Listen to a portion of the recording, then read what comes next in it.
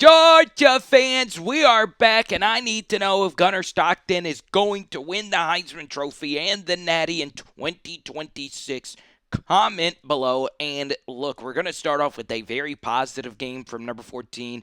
Good little play action fake versus Tennessee, down 7-0. What a ridiculous comeback victory this actually was. And believe it or not, Gunner Stockton looked amazing on this drive, but he was even better in the fourth quarter. Play action, protection breaks down. He says, look, no problem. I'm going to throw to watered down A.J. Green, number 8, Mr. Colby Young. And look at this throw.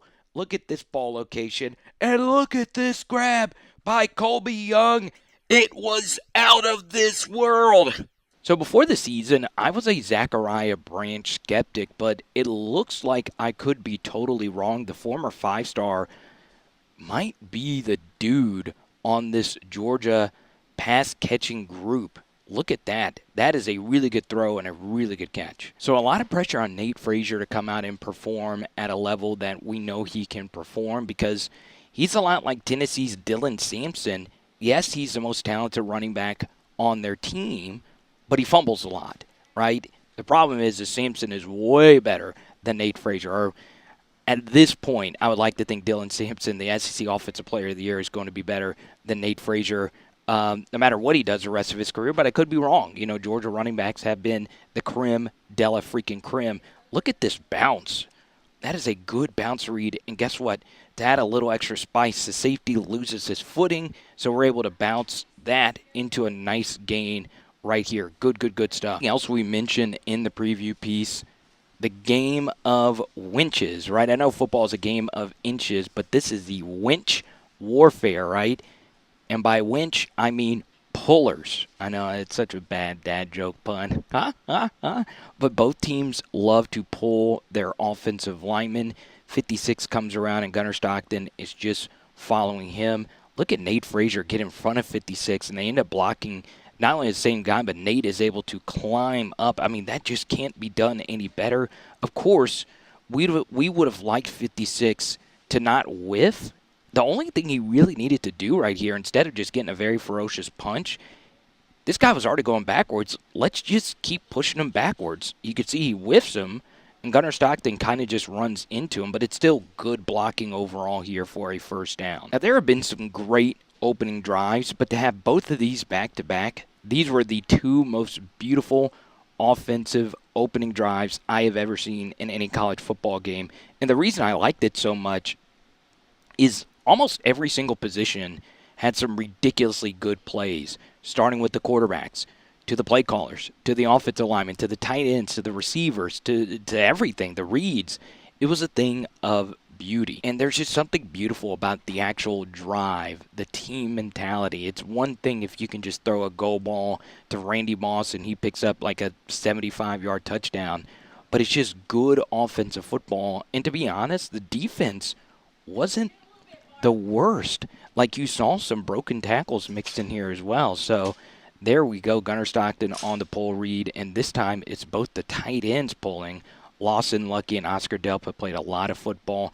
Look at this second-level block. I mean, that is a thing of beauty. And once again, Gunner Stockton, he is so freaking hard to tackle.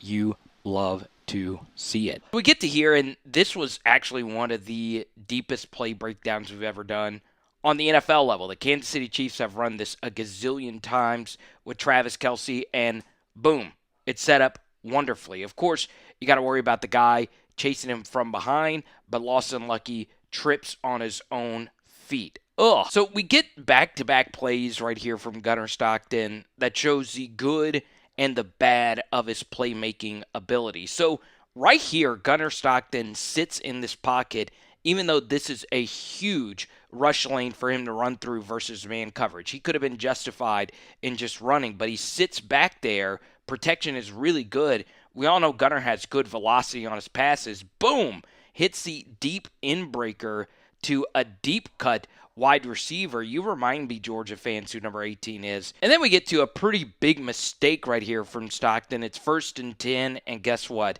Something opens pretty wide for him to the left side, and for some reason, he decides to eat this because he sees a rush lane or he feels a rush lane to the right.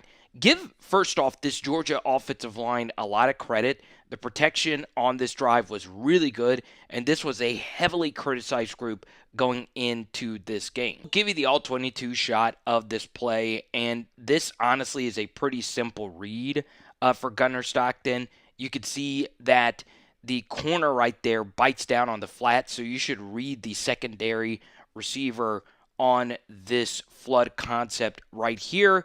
Gunner, it is indeed wide the frick open, but he elects to take off and run.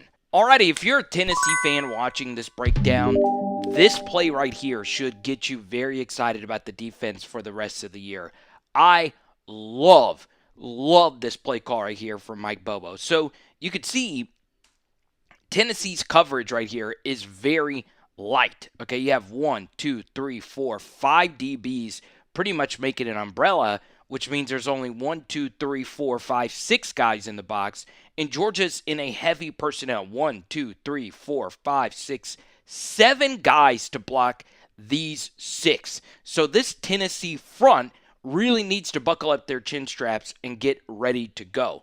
And what it looks like at the beginning of this handoff here to Chauncey Bowens is that it's a handoff to the right side. Normally when a running back is in shotgun, he is running to the right side. But it's actually a wraparound to the left, and you have a wide open hole to run through theoretically, right? This play side backer shoots the backside gap thinking, or this could have just been a twist call the entire time, but he could have been thinking that this is a handoff to the right, and it wraps around to the left. The problem is the play side defensive tackle goes super freaking saiyan on number 56 right here, and pretty much stops Bowens in his track. Then Monroe Freeling, who should be a better player than this, gets absolutely dominated on the edge. You can see he overleans. He's reaching versus a guy in a 2-point stance, and basically you could just throw him off of you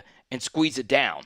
Okay, this is excellent defensive line play, and because you're able to slow him down here, this allows the backers who initially step to the left to come over the top and defend this here. I mean, it is such elite defensive play. A few years ago in this building, it looked like Dillon Bell was the next superstar receiver at Georgia.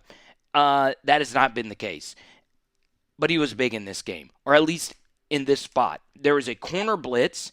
You get the perfect call against it. You're throwing into the direction of it. You get a little unlucky if you're Tennessee because they had the wonderful call right here. You just need a decent block, and you need Dillon Bell to make one guy miss. He's always winning that matchup right there. And this is just a really good call by Bobo, who honestly was the best OC in the SEC this past weekend. Okay, and this has been a big staple of Georgia's, this quick pitch into the boundary, and you're trying to throw to the tight end on the wheelish route up the sideline, okay? So what happens here is Gunner Stockton, this might have just been a throw to the running back the entire way, but maybe he should wait and allow this to play out. Instead, he throws it quickly into the flats, and Bowens really isn't in the best spot. Yes, this is space we want to be able to make this corner miss, but he still has work to do, and guess what? He's able to get it done. Good job chasing this down from behind by the defensive tackle as well. Man, Gunner Stockton just really saw the game well, and one thing I really liked about him, and obviously we're going to break this down here in just a moment, is that he was bold. He was willing to go for the jugular, all right? So this is a pure man-to-man assignment right here. Why not just throw it up on 2nd and 6? You know you have 4 downs to work with here.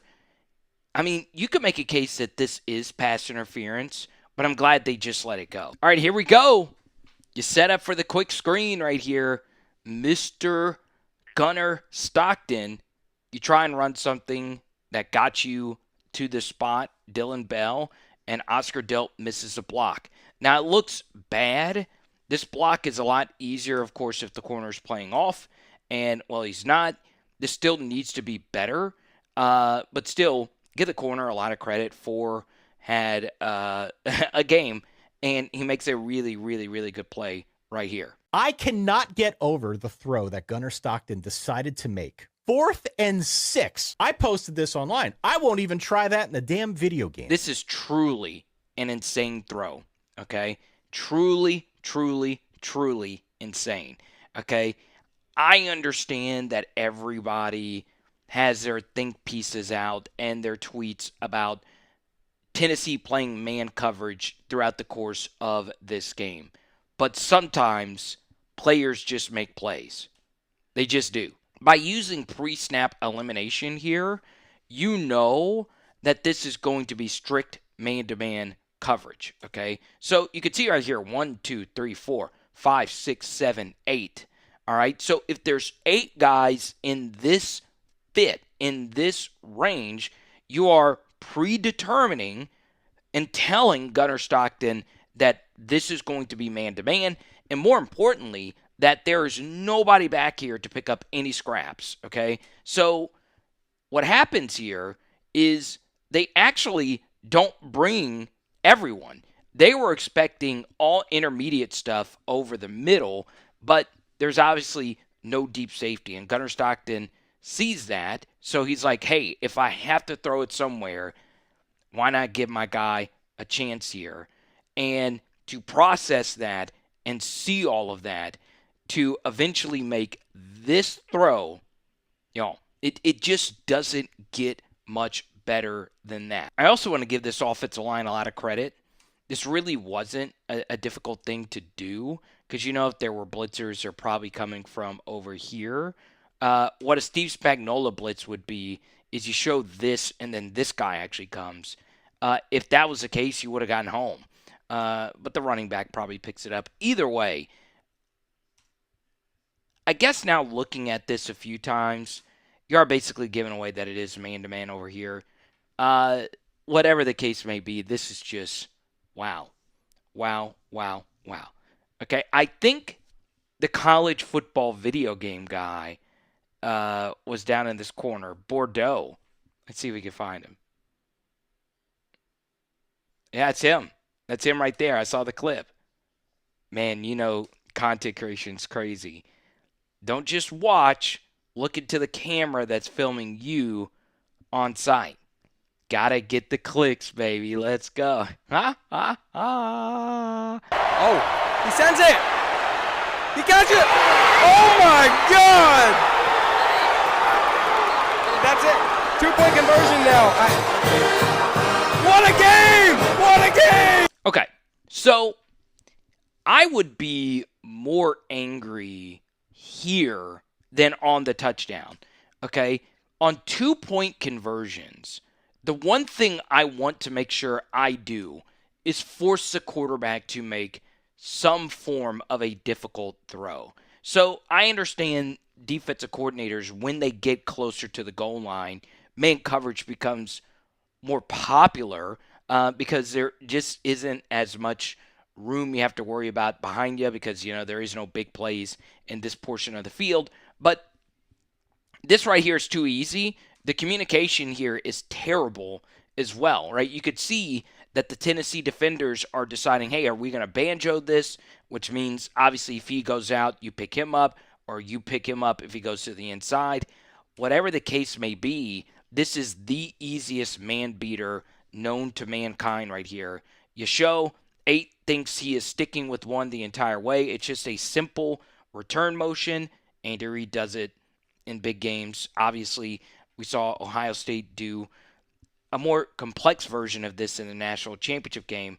And this is just what you don't want. This right here is unacceptable. Don't give away pitch and catch touchdowns for the 2-pointer. I understand Georgia fans, some of them just hate Mike Bobo. You can make a very strong case that he's not really all. So Georgia fans have a legitimate gripe to not like Mike Bobo some of the time. But the bottom line is when he is up against Tennessee, he is Klay Thompson Game 6 level good. I mean, he's as good as any OC you'll see. This is so unfreaking believably erotic, okay? So you're Tennessee, you're thinking, hey, Georgia's going to come out. They just spread us out, driving the football down the field.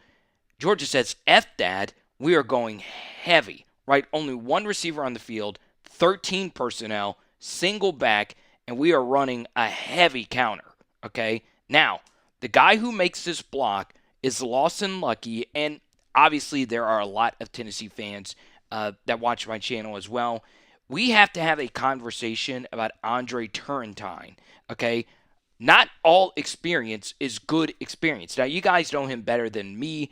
He is a fifth-year player, and his PFF grades have consistently been under 60, which isn't great. And it was another under 60 performance. In fact, one of the worst performances of his career. He played 94 total snaps, so you know he's tired. It's him that loses his assignment right here. You never want two backers in the same gap, and that's what happens here. You see these backers right here are stacked, and now you really need someone on the outside to step up, and Turrentine is getting driven all the way back to Murfreesboro, and now you just need some giddy up here from Nate Frazier, and Georgia fans obviously were just praying to the high heavens, please, please, please, Nate, do not fumble this. And Turrentine does eventually make the tackle. You could see it right here that I don't think Georgia probably thunk going into this play that this was actually going to go for a big gain. But you could see right here, give Nate Frazier a hell of a lot of credit for really selling this counter. Look, boom, he's got 7, really pushing over here when this backside gap is covered by this player. So you could see it takes him out of the fit, and that allows 74 to climb up and get to 7. So that is just really, really, really good stuff. Now, the only thing about this play is 23, I liked him. He squeezes down probably a little too tight, and then he's late to get out on his block. He does just enough, okay? He does just enough. If 13 wasn't so worried about flailing his arms for a holding, he's probably okay there.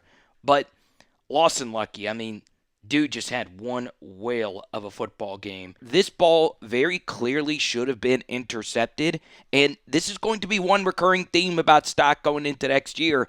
These throws over the middle are where he had trouble all year long, and he won't have Mr. Zachariah Branch to throw the football to next year either. So we get a little lucky to start off, and, you could see that almost still got caught.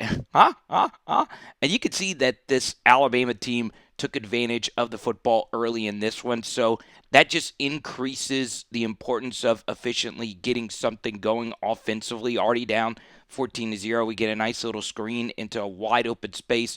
Look at this blocking on the outside from Georgia as well. Obviously, Dylan Bell gets flattened, but at the very least, he did slow 41 down there. That's a Georgia Bulldog fight. And look at Zachariah Branch, a little Houdini act.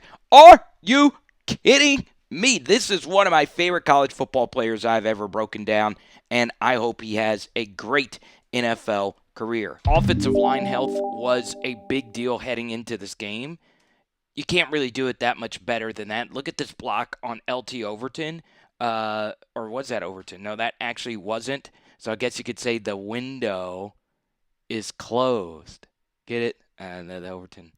Either way, it's going to be interesting, this Georgia carry share moving forward. One thing I could say about a Kirby Smart coach team is they're just never going to just come out and play bad. Normally, the other team is going to mostly play good, and the fight that they have when they are down by a lot is really second to none. So you guys saw it versus Tennessee, and now you see it here. Double move on Colby Young, and this is just vintage Alabama defense. Get very aggressive up front, jump the short stuff, and if you're Bobo, you know that that's something that they're going to do. So hit the double move. If that's going to happen, Gunner Stockton's really got to sit in there. Someone's going to be unblocked, and Hubbard, number 18, was. And guess what? Colby Young continues an explosive season for the Georgia Bulldogs with the second 30-plus touchdown or 30-plus pass reception early in the game. Obviously, he had it versus Tennessee a few weeks ago. Alrighty, so, this wasn't the best run call versus this look. You could see that the safety is literally in this gap. So in a perfect world, you want to move up to the second level and block this backer, and you just hope that the running back could force Hubbard to miss. But Hubbard was already at basically the line of scrimmage by the time Frazier could get there. But as many of you know, I was never really a big Nate Frazier guy. We did a film study on this before the season. I do think he is overrated as a runner, and, well, I can live with that if you don't cough up the football. So Bowens really made himself a name in this game. But honestly, there were some really good moments from this Georgia offensive line. Also some really poor moments, as many of you know. But this is about as perfectly blocked of a zone run play as you will see. Defensive tackles over-penetrate, and now you need Bowens to turn on the gas and make the DB miss, or at the very least turn the corner on him, and he does just that. But the reason he's able to do that is because of the great blocking up front. It really, really, really was good stuff. Alrighty, 4th and goal. We can get into Kirby's decision to actually go for this, which I think is fine in a vacuum, but honestly, this is just really good defense. So at the bottom, they are running double China 7, which is in-breaker here, and a corner route here.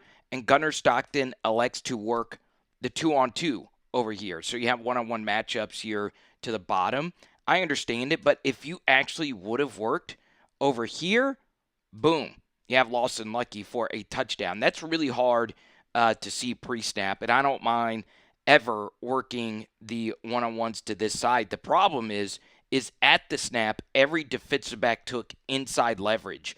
And honestly, it's really good stuff. We've seen Georgia so many times score in-breaker touchdowns in this spot. So Gunner Stockton is in a difficult spot. Some pressure does eventually break through. And, he decides to just check it down and give his guy a chance. I can live with that. It was just a really good defensive rep. Obviously, if you work lucky on that play, you're scoring. But give Alabama a lot of credit. They played a really sound defensive football game. Alrighty, Georgia fans, come after me all you want. That holding call was very trivial. They actually whistled it on Colby Young at the top of the screen. So you get to continue here. This is what I love about this Bulldog team. Just good old smash mouth football. You rarely see this. You cram everyone in, and you are actually in 23 personnel with 2 running backs and 3 tight ends, okay? And instead of cramming it up the middle, you're actually pulling this out to the left, okay? Good job right here by Oscar Delp and Lawson Lucky. This is just filthy tight end blocking right here. That's as good as it gets. It's a really sexy, man, that is, y'all, is this the best goal line pitch I have ever seen? I mean, it just could not have been blocked any better than that. Man, it is amazing when you look at the Georgia offense of the modern Kirby era. You think of the absolute best offensive line. You think of smash mouth football. But the truth is, it's really been a misdirection offense. So you hand this football off to 86 Mr. Dylan Bell, and you're thinking that this is going to be a reverse to Zachariah Branch. Look at all this gravity Branch brings to this play. 42, 18, 23. 23's job is Branch on this play. And 10 thinks that it's a handoff here to Branch as well. And he's one of the closer guys to Bell to potentially make this tackle. And that's a good block right there. 57 is so fleet of foot to get to the second level. And now it's off to the races. Really good block right there by 2. And now you're in a lot of trouble if you're Georgia. You got to make the touchdown saver, and Keon Sabb is able to do just that. Georgia fans, tell me more about 2. I am so interested in this backfield. I don't think there's going to be a bell cow. But 2 had a few runs in this game, in particular in the goal line, where he was just really difficult to bring down. He scores on the next play, but man, he's got some strength. Alrighty, so it's simple. This is the biggest play of the SEC season thus far, what you're about to witness. And you can see Keon Sabb, who is the deep safety on this hash, is close to this backer, and he's not able to get back in time to get on top of this deep ball to Talon Taylor, a true freshman. The protection is immaculate. The throw is absolutely perfect. And Georgia, I think you need to ban the number 11 uniform because, alrighty, so Georgia fans, close your eyes because this right here is the biggest play of the SEC season. You can argue London Humphrey's catch was as big as this one, but honestly, it's a deep vertical. Keon Sabb, the safety, is not able to get back in time, and I think it's time to burn the number 11 uniform for fast wide receivers because this has Ainias Smith written all over it. Taylor drops it, okay? Now, so this is what he did wrong. He jumped. There's no need to jump. And I've heard Kirby Smart in a pregame fiery speech say, keep your feet, stay off the ground. And in this case, you jump for no reason. I mean, the ball, if he just runs normally, he is running underneath this and just waltzing into the end zone. 3rd and 4, and this is such a big piece of the Georgia offense. In many ways, I thought this was going to be a bigger piece because I did not think Gunner Stockton would be as good as he's been as a passer. But man, his QB run game is very good. It's not ever going to be Sellers, Green, elite, but he is going to be at the very least a Diego Pavia level runner, if not better. It's really, really, really good stuff right there from Gunner. Alrighty, so this might be the defensive tackle football play of the season. I am telling you that this Georgia offense is a misdirection offense, okay? Look at this. You have Cash Jones on a handoff here to the right side. They're thinking it's actually being handed off to the right side. You have 1, 2, 3 players sealed off from where this run is actually going. It's a QB counter to the left. So let's just show you that action. Boom. This is a good job just washing them out of this play. Now, let's go to the actual play side. You're running a QB counter GT. You're pulling the guard around. You're pulling the tackle around. And the guy that I want to talk about is Mr. LT. Yes, those are the best initials to be as an edge player, but that's actually his first name. It's LT. And, well, I'll tell you his last name in a minute. Because this is just a wonderful freaking play. You can see that these 3 Alabama defenders, 1, 2, 3, are accounted for. 1, 2, 3. You would like to think that you're going to be able to find a way to block this. But LT's last name is Overton, and he is going to tell you right now that this window is closed. That's the part where you're supposed to laugh because, Overton window. Either way, boom, okay? He does something here called denting a puller, okay? So there's 2 ways you can play a puller. You can do something what's called a wrong arm technique where this right arm goes underneath the inside shoulder of 63 and you force the play to bounce, okay? The problem with that is if you're going to wrong arm it, there needs to be a kill and spill technique for that to happen, which means there would be someone spilling over right into Gunner Stockton running to the outside. Instead, he dents it, okay? And denting means we just want to squeeze this hole as tight as we can to allow some backside pressure to come in and make this tackle. And if we dent it good enough and he still decides to bounce to the outside, we just want to make this bounce as slow and as sloppy as possible, and that is exactly what he does, okay? So 63 gets dominated by that dent.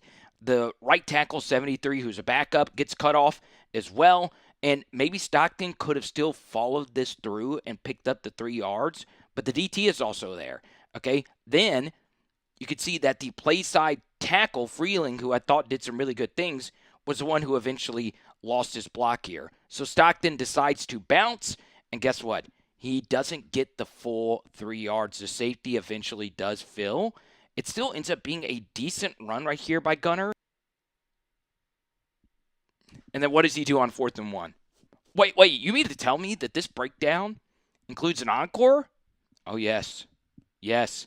He splits that play, and he has the strength to bring Cash Jones down.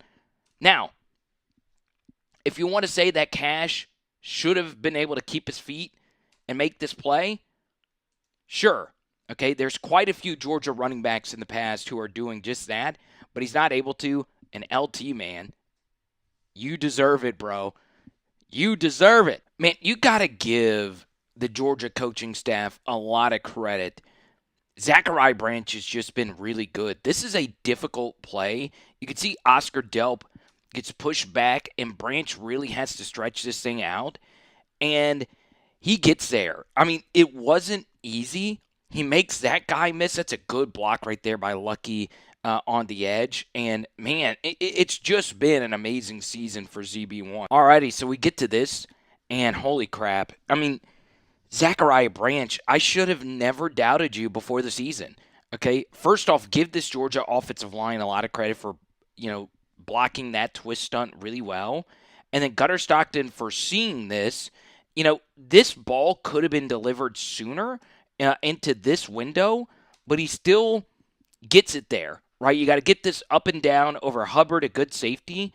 And, man, that is a ridiculous catch right there from Zachariah Branch. Wow. Alrighty, Georgia fans, you know this drive ends really poorly for you. I want to share a stat, and it's going to lead into one small criticism I have about this offense. This was the second fewest amount of plays that Georgia played in a game offensively in the Kirby Smart era. They are rarely under 60 plays. Most teams are rarely under 60. You are at 53. A lot of the other under 60 play games that you had were blowout victories. So really, this was the fewest amount of plays that you really played in a game at all during the Kirby era. That means two things. Number one, Alabama was really good on third down. So we'll speak of the devil. Look, ESPN is doing graphics for me now. You're 2 of 7 on third, but they were a whopping 11 of 17. And then, of course, when you have those turnovers, like Nate Frazier had, and then you have drops, those snaps become even more premium, right? Take the Tennessee game, for instance. Versus Tennessee, you ran 87 plays. 87. That is a whopping 30-plus more plays. Dominate the Kentucky Wildcats. We'll talk about a few weaknesses in this game, and obviously the big thing, how would this Georgia offensive line respond after an up-and-down game versus Alabama? So we start off here with a Gunner Stockton scramble. This is third and medium. Nothing was open, and Gunner Stockton, one of the best scrambler and first down converters in the SEC, is able to score. Let's get to this drive, and the one thing about Gunner Stockton is he is really good at taking what the defense gives him. We're going to talk quite a bit about Zachariah Branch and how great of a fit he is with Stockton, but you have a blitz flying off the edge. What do we want to do? We want to throw in the direction of this blitz. That is exactly what you see right here. You have Frazier in the flats, and obviously you're always holding the breath of a Georgia fan. I didn't say that smoothly at all, but you're always hoping he is not fumbling the football. This is a really strong finish for a first down. And then this is a man. My goodness gracious. I should have never doubted the five-star finding a fit with the Georgia Bulldogs. Throwing in the direction of pressure yet again. This is stopped. I mean, this is dead to rights. That was a really good fill right there by 25. But Zachariah Branch says, no, sir. I am wearing Uno. I'm going to make Sony Michel proud here by cutting back on 95. A little scary. Please, please, please get the chalk outline out for those ankles. And then he cuts back again. Really, really nasty stuff from Uno. All right, let's get to this juicy, beautiful bean footage right here. It's 3rd and 2, and the play of this drive was number 53 going up against number 60. Watch him wash this play side DT up the field. The cleaner we could get him blocked down, and the cleaner we can get this guy blocked down, that's going to give more space for the pullers here to come around and make nice blocks. So let's kick out 18. Boom. Bowen's coming in on 9. Boom. Okay, this is teach tape on how to run a QB power counter whatever you want to call it, baby. Run it up, Gunner. Look at that. That is absolutely nasty stuff. Look at all that blue blood on his chest. Gunner has not been taking it easy on these guys. And dear Lord, Gunner, my goodness gracious. Who said football can't be romantic? Look at when he's deciding to rip this. Look at this, ladies and gentlemen. Look at this. Look at this. Look at that. And we know he's got good velocity. Boom. Boom. Pitch and catch football, baby. You love to see it. Imagine before the season I told you that the Georgia Bulldogs would be arguably the best zone read team in the SEC. You would think it'd be someone like Sellers, and obviously there are better quarterbacks that doing this. Taylor Green for Arkansas probably is better at this, but still, this is ridiculous stuff. Bowens had himself some decent runs. You could see this pulls this play side linebacker to the opposite gap. 73. This is an excellent job right here. Green, the true freshman, sealing this edge. And then you have Lawson Lucky come around here. And then now you have Gunner Stockton one-on-one versus a safety. This is a really interesting bounce read right here. And I really don't know what Lucky was doing, right? He glances up the field here, doesn't really block anyone, but Gunner Stockton's got that wiggle, wiggle, wiggle. And finally, Lucky gets the big block there. And look, Gunner, you're walking into the end zone? Come on, Gunner. You're not Jaden Daniels, but you're playing really well. I understand a lot of Georgia fans are going to go crazy over this because this is some nasty stuff. Full field read.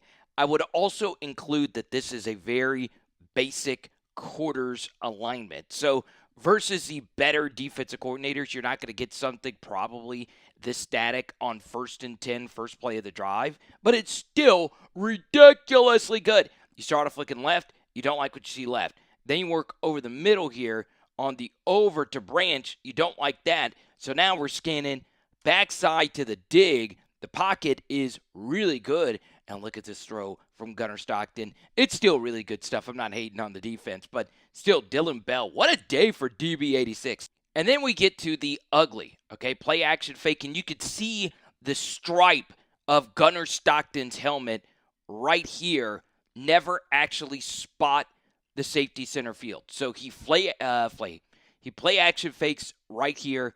And stripe of the helmet is on Humphrey the entire way. Just staring him down. Probably thought this was middle of the field open, and now he's throwing this football directly to the safety, okay? Just didn't see him. Obviously, you don't want to do that, and that's about as bad of a pick as you will see. But as you grow as a QB, you see this pretty often for first-year starters. That will eventually fade away. I just got to be honest. I was totally wrong on Zachariah Branch. I thought he'd be decent. I didn't think he'd be like what he's doing now. And the numbers aren't like freaking ridiculous or whatever, but the tape is good, right? So he breaks a tackle here, then breaks another tackle, and falls forward for all these extra yards, okay? So instead of 2, that becomes 5. Bobo is probably the best misdirection OC in the SEC. You have a little motion right here for 7. Lucky to stretch this play out to the right side. So you're able to get a 4-on-3 over here. And we're actually pulling both guards here. So you pull this guard here, this guard here. It's rare you get both guards and you get the perfect defensive look. This defensive line is slanting to the left, which is away from where Georgia is running to the left. So you just need to seal these guys and let them walk upfield. And then you just need to pull around 63, kick out 6, and now you just need Bowens to do what every running back needs to do in this spot, which is make a safety miss, and he's able to do it, okay? 14 does a good job. Obviously, he's slowing him down some, but you pick up a first down. Really good stuff right here from Gunner Stockton, and a good use of pre-snap motion. You're able to work the quick out to DB86. I'm going to start calling him Dragon Ball Z, baby. Going full Goku here, first down. All right, how about Georgia showing a diverse running game? So you've seen a lot of pulls. Now you just have a simple zone blocking play here to the left. 74, I think, did some really good in this game. The center, obviously, that is a really tough position to fill. Jared Wilson drafted, Van Pran drafted before that. Good read right here by Bowens to cut this up. That's good stuff. It's just good run game discipline, and you're able to pick up all these extra yards. And Bowens has some real talent. It might not be that top-end, chubby-in talent, but it's good. And this is called really good sequencing, okay? Play calling isn't just the plays themselves, it's how you sequence them. So a minute ago, you showed zone blocking to the left, handoff to the left. Now you have zone blocking to the left, jet sweep, handoff to the right. Okay, this is a good job by Oscar Delp just getting a piece of the unblocked in. 15 elects to run with Delp as a man coverage assignment, so that's why he's looking at him instead of actually looking at Bell, or at least that's what I think, and Dylan Bell is able to score pretty easily. Bobo is good. I just got to keep it a buck. Mike Bobo is a good offensive coordinator. What did we see earlier? Quick throws to the running backs into the flats, right? And just throws to the flats in general. Now in the third quarter of this game, show a quick throw to the flats and actually leak your tight end over the middle. It's nasty stuff. It's really nasty stuff. Easy pitch and catch football for the QB. Now look at this gear from Oscar Delp. Okay, I'm not going to make the joke, but I will. I probably shouldn't use gear in Georgia. But anyway, we move on. Oscar Delp, it's just a really good piece of running after the catch. And then guess what? You'll do it again. Zone blocking to the left. Pitch back to the right. Look at this green grass. Athens, Georgia. It's beautiful. Abso-freaking-lutely beautiful stuff. And Dylan Bell will take that all day, every day, today. Alrighty, Georgia fans. We have got some extra bonus film studies. Join our membership program. It helps us in a major way. And we always go live every Monday at 5 p.m. talking everything Georgia and the SEC. And look at this run by Nate Frazier. Good for his confidence. A good Nate Frazier day overall. And once again, you're holding your breath. Nate, don't fumble. Nate, don't fumble. Nate, don't fumble. And this is a deeper cut thing, just to let you know I'm not a dog casual. And I don't know as much about Georgia as most of you do, but look at this go ball down the sideline. This game reminds me of that Dylan Bell breakout versus Tennessee, where he was a sideline high wire act. Look at that. Are you kidding me? Call him Nick Walinda. Man, what a freaky catch right there. My goodness gracious. You can't go through this game without a Mark Stoops special. 3rd and Watkinsville. How about that? Is that a good, smaller Georgia town? How about that? You hit a check down here to Cash Jones. And Cash is straight money. Pesos, yen, no matter what you want to call it. The bro Cash Jones heard your slander last week on the 4th and 1 play and said, give me this tutty. Team, I understand this was a 20-10 win, but I really liked this performance. But honestly, I liked even more what I saw from Zachariah Branch. We start off here with the ball that's thrown behind him. He holds onto it and then falls forward for the first down. And this is one of the better play designs I've seen this year from Mike Bobo. As many of you know, I actually do like Mike Bobo quite a bit. You fake the screen. Obviously, the Gunner Stockton screen game has been a big part of his offense. And, well, you then throw to Frazier in the flat from the opposite direction. They used to do this quite a bit in Missouri with that Cody Schrader team, just leaking that running back into the flats. It's a really good way to get your quarterback an easy completion early on. So this is a tough one on the 1st and 10 right here.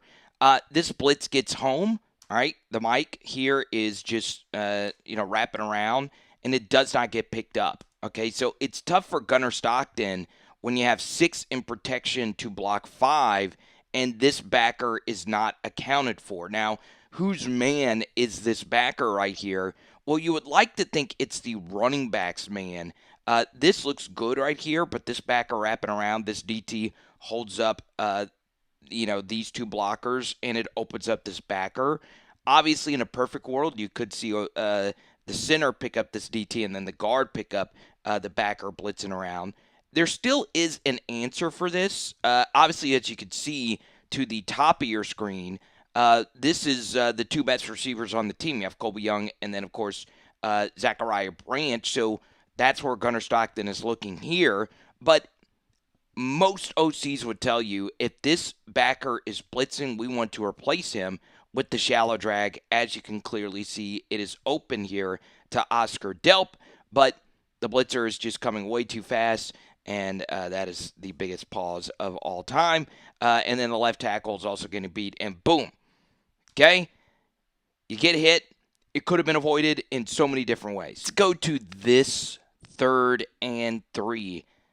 Man, Kedrick Falk is a really, really, really good football player. There's just not going to be that many better edge rushers than him. He just throws the right tackle away. We still do have an answer for this. I think this still gets done to Oscar Delp. Obviously, it would be a dangerous throw.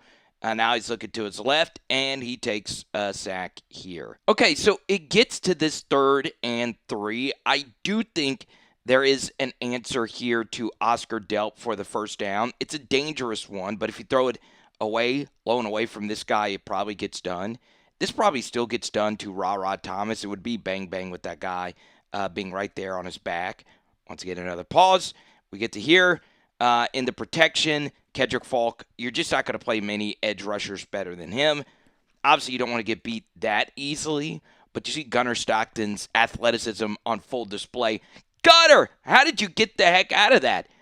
Absolutely crazy. This kid is a fighter. And, well, was there anything open down the field on the scramble drill? No. Okay. Absolutely, positively not. Alrighty, so you get the big fumble, and then you get the best block of the season from Monroe Freeling, okay? It really is that good.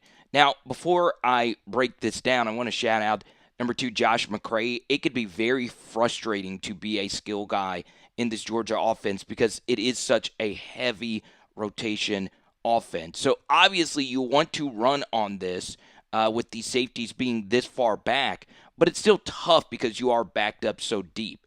Now, I want to give McCray a lot of credit not to just bang this thing on up in here. He sees that it's dirty, so he decides to bounce, which is dangerous because, well, if this guy is flying down, he's taking you for a safety.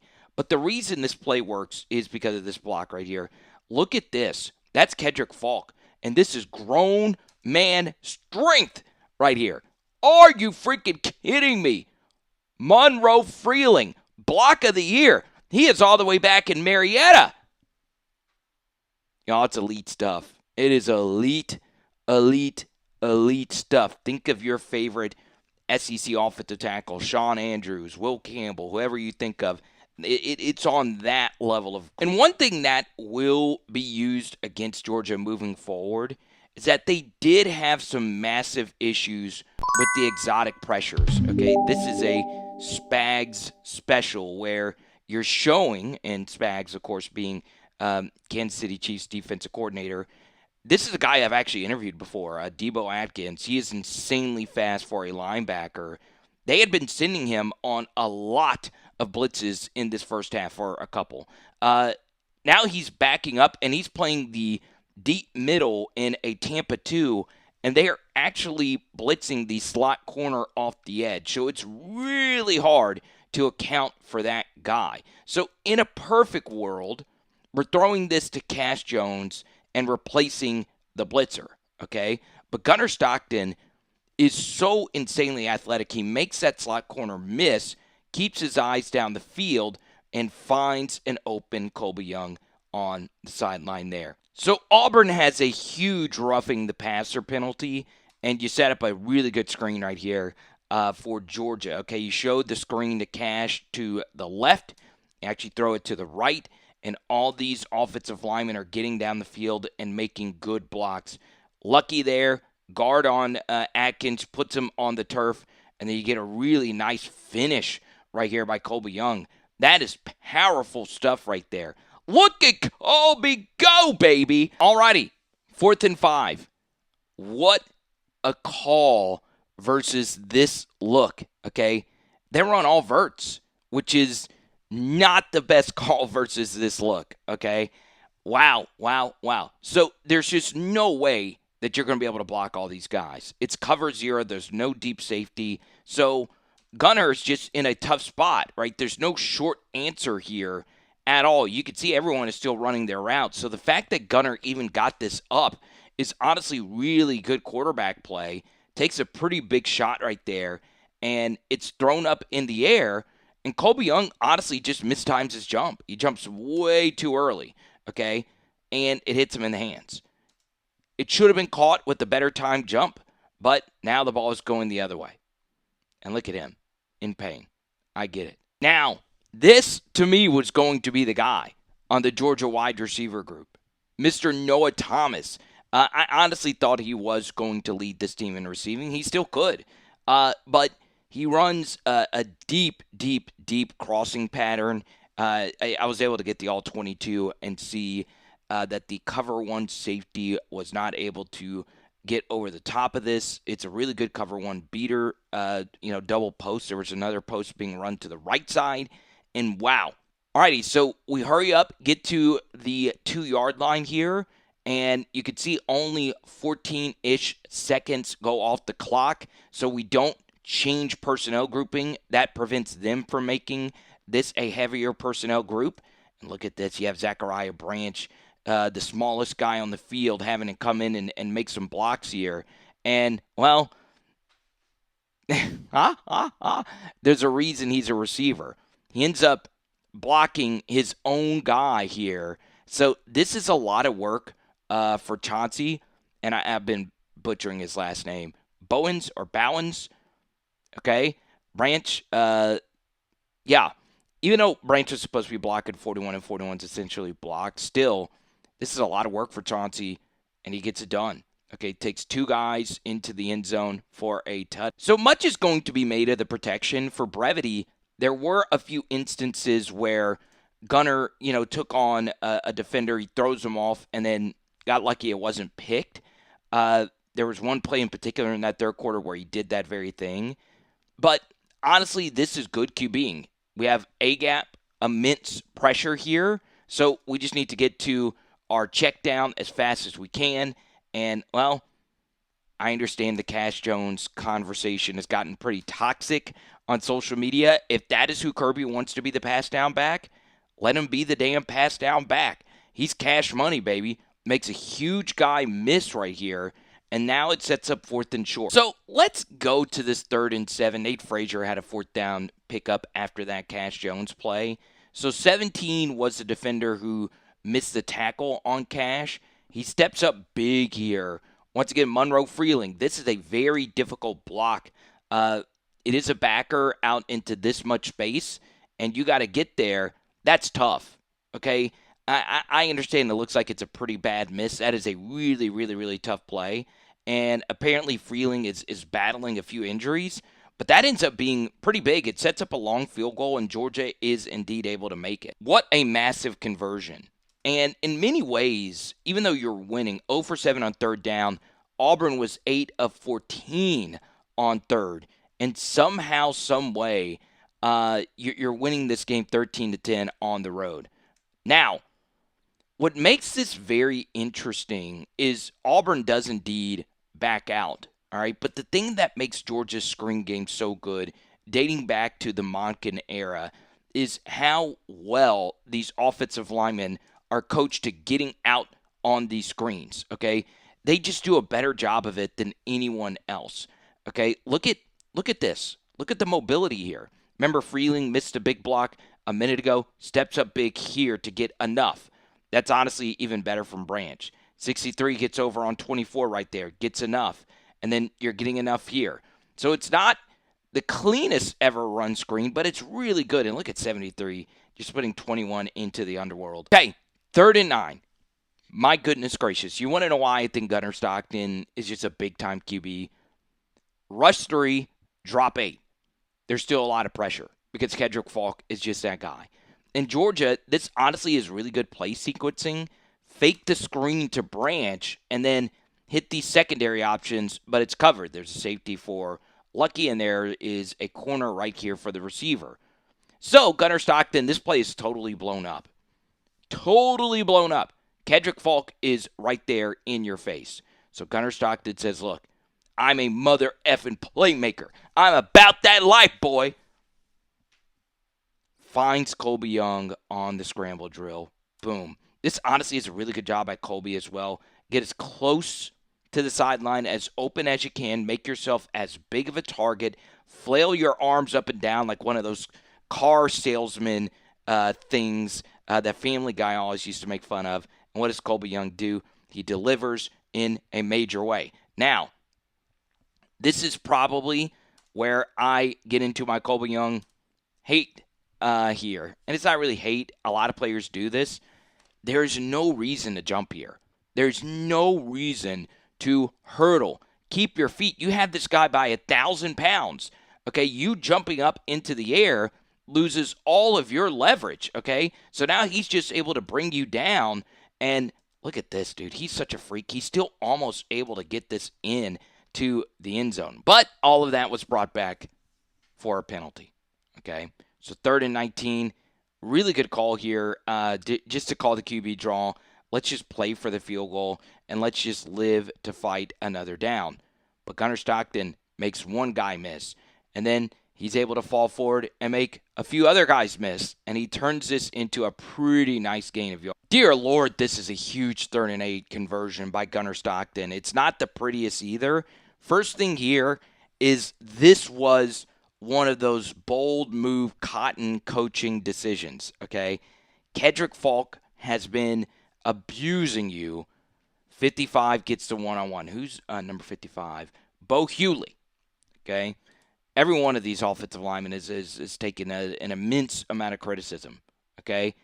This isn't the best. It's not the worst either. But the reason it ends up being not that big of a deal is Monroe Freeling had himself a whale of a ball game. Okay, so 24 sees a wide open gate right here. Okay, so this is open. A better edge rusher is taking advantage of this swim move right here.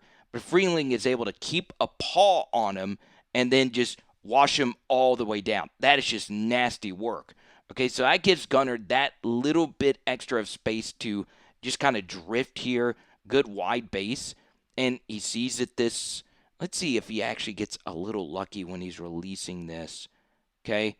Yeah, he sees it. Humphrey has a leverage advantage. That DB's behind him, and he throws it right before he's turning back to the QB.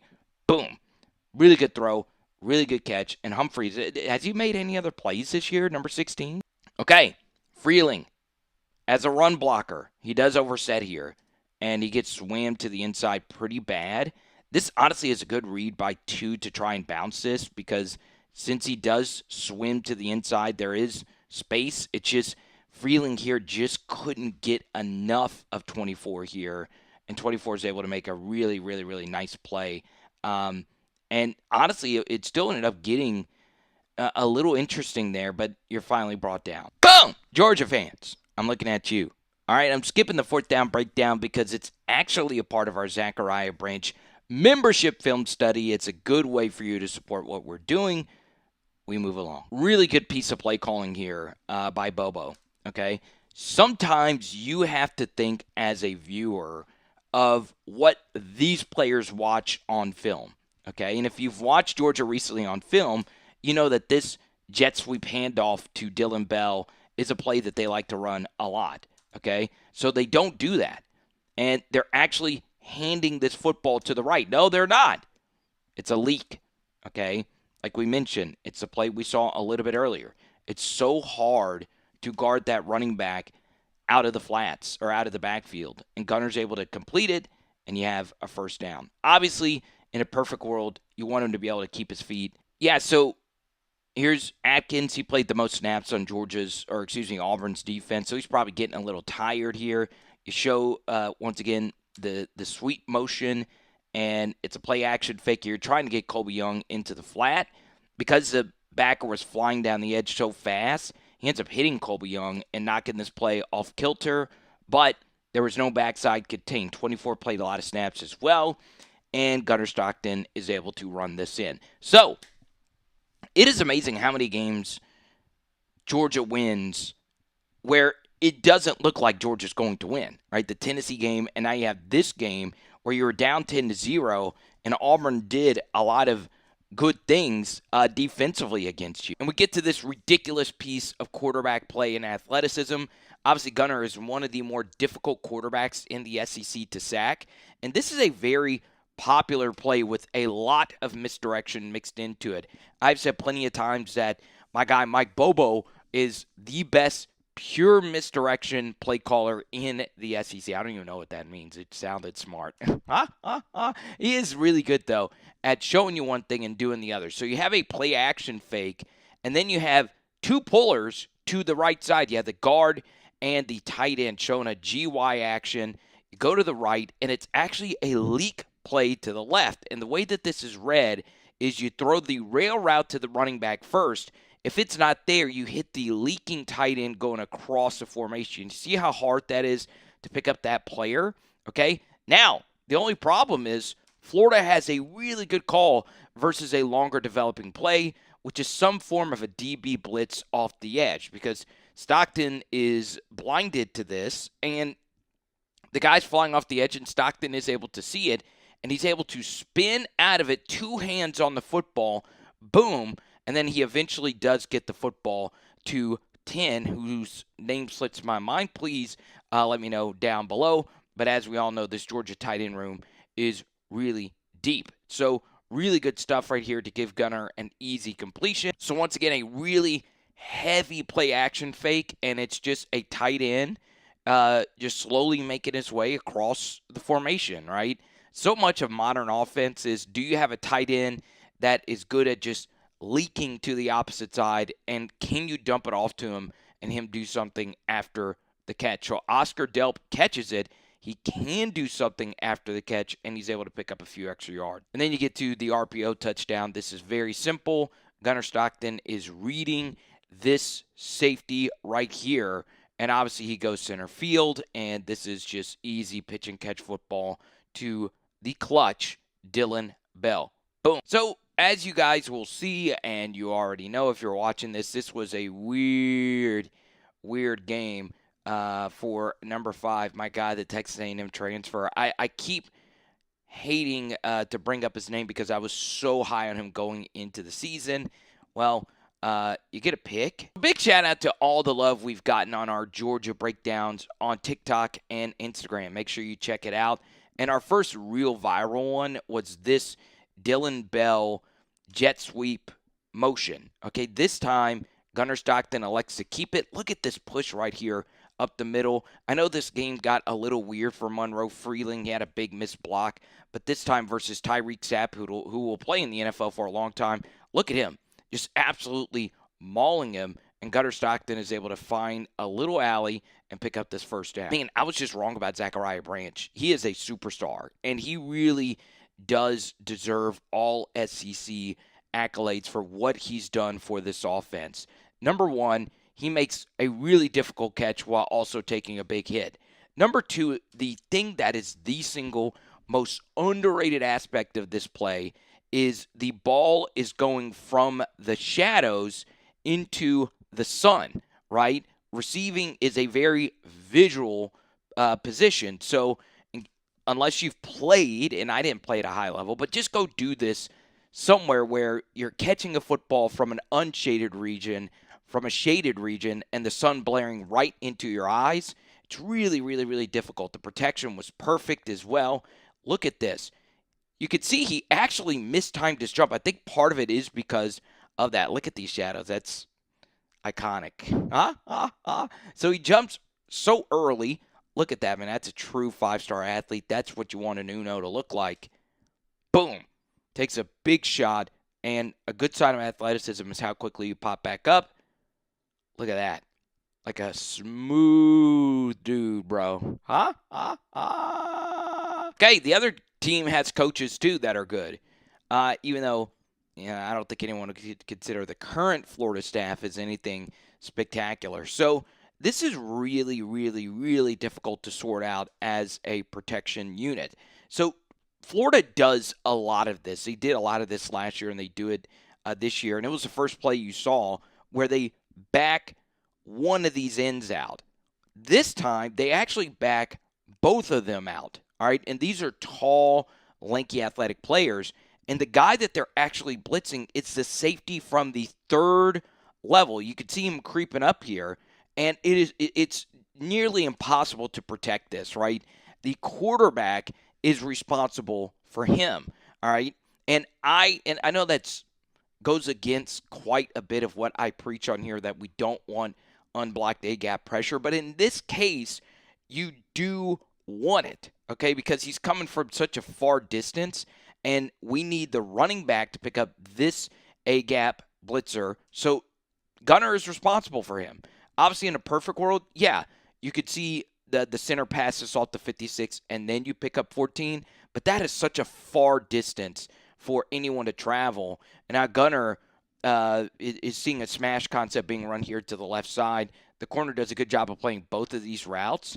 So let's just say Gunner ends up ripping this football just maybe a hair sooner. And while he's getting hit, the ball is actually thrown. I don't know exactly where he's ripping it. It looks like he was going to the deep corner route right here. And does this get picked off by this corner? Maybe so. Maybe that gets fit in. I don't know. But if he's getting hit while it's actually getting thrown, he also gets lucky it doesn't get deflected right into 94's arms. And they end up overturning this fumble. They called this a forward pass. And Georgia just gets really, really, really lucky because you're able to kick a field goal after this play by Gunner Stockton. This play, for those that don't know, happened in the final 20 seconds of the half. So really good defensive call by Florida and some really, really good luck for the Georgia Bulldogs. And also really good, sound, fundamental hit as well by 14. I mean, that's how it's done right there. Look at that, okay? I mean, you can't really do it any better than that. Boom. Okay? Wow. Is that a fumble? I don't know. So the second half was the Zachariah Branch show. This will probably get lost in Georgia football history, but honestly, this is up there for one of the best halves ever by any Georgia offensive player. That's how good he was in this game. Not only to catch his football, get some help from the umpire here, but he is able to make that safety miss. And now we are just getting up into as high of a gear as we possibly can. Okay, good cutback here to pick up some extra yards, and it is a first down. Look at the strength or the assistant. I don't know what his actual job is, but that's really good. Anyway, we get to the big touchdown here for the Georgia Bulldogs. We haven't been showing this to you, but there are a few quick screens to Branch in this game that really help set this up. McClain is thinking 14 is picking up the vertical, and he's not. Okay, McClain lets him go, and you can see he's pointing out the vertical. Gunner sees it, and he's able to get that football in there, and obviously 14 needs to be over there unless McClain was supposed to go with the vertical. I don't think so. And, well, what's interesting about this is if 14 would have looked for the football at all, he is getting a Rodeo Burger level interception or pass breakup. Yet, this will be quick. Some sloppiness in this game from the Dogs. Whew. I just want to fall on it and just live to fight another down. But Gunner says, no, I'm not falling on it. I'm going to try and make something happen. But it's still a big loss. Florida nails a 54-yarder, and we get to hear Freeling, who's been good, obviously playing through a lot of pain this season. Sapp just absolutely mauls him right directly into Stockton's lap. And nothing's open. Everything is just straight up straps, and it's a sack. 3rd and 8, Gunner Stockton scrambles out of bounds, and, man, there are going to be questions about this play design right here from Florida. So they call twist up front, and they get picked up. Then, with this safety playing this far back and this safety playing this far back, to the trip side, this essentially becomes man coverage versus a linebacker with Branch. And I just don't know if I'm allowing Branch and Stockton to play pitch and catch out of the slot. Okay, really good stuff right there from Stockton, and boom, easy first down completion for Zachariah. And then we get Chauncey's big run right here in the fourth quarter. God, it's just really good running back play. Right here, Freeling's job, it looks like he gets beat really badly, but he just doesn't want anyone to cross his face. You would like that to at least be a tad bit more physical to this side where you're able to get a little bit more of a piece, but you essentially get two guys in the same gap chasing it down from behind. And if you don't chase it down from behind, you're in a really difficult spot. We get to these blocks here to the right side. Man, it just can't really be that much better when you're blowing the DTs all the way back to Athens. Nasty work right there. And Chauncey takes care of the rest, okay? Good blocking down the field. And, man, Dylan, big block. Just a big, big, big play. Sticking with it. And Chauncey houses it. Really good run for 33 and just really good blocking. So let's talk about this game. You play Florida in an interim situation, and you do feel for the second straight year that the Gators were probably the better team, the more unlucky team. Obviously, they had the injury happen to their QB last year. And then you get to this game. Man, a really good block right here by Oscar on the edge. And you lose if you're Florida. But Georgia, this to me was the fourth game that they played this year that it really felt like at some point they were going to lose, right? Obviously, Auburn comes to mind. Tennessee also comes to mind. And then you have this one. And which one am I missing? I know there was another one. But, the truth is it's coaching, right? It's mentality. It's honestly Kirby Smart, who always has these guys like super focused. Georgia was able to get a hard count, which is really good situational football, to get them a free third and short in this spot. And then, of course, Gunner Stockton, one of the iconic high football IQ plays of the season in all of college football. He comes over here and he's able to burn some clock, take a knee, and it's blouses, okay? And I know this copy is going to be really cut off, so you can't really see what route concepts are being run, but it is a two-manner on the flea flicker. And I want you to see Gunner Stockton's deep ball placement. It's been amazing. Could you imagine what this Georgia season would look like if Talon Tucker doesn't jump too early? Because that's how good Gunner Stockton has been overall on these deep passes. He couldn't have placed the football in his hands any better. Big Colby Young, this was his only catch on the day. And then an offensive pass interference on Noah Thomas knocks you back a little bit. And this is honestly one of Bobo's better play calls on the day.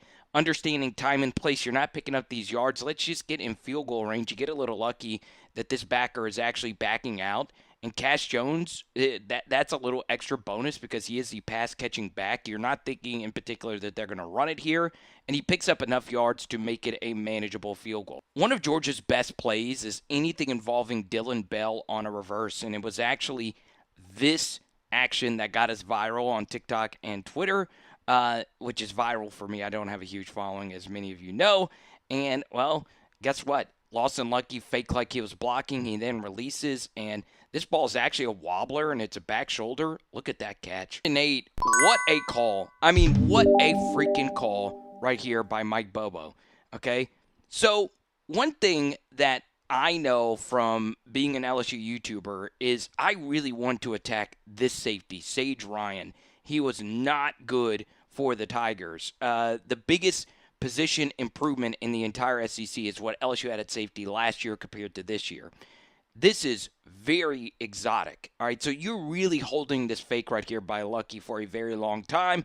Obviously, Branch, you throw so many screens to him, and this time Lucky is taken off. Sage Ryan thinks it's going to be a quick screen here, and guess what? They're burned. Okay, this was 3-on-3 to the outside.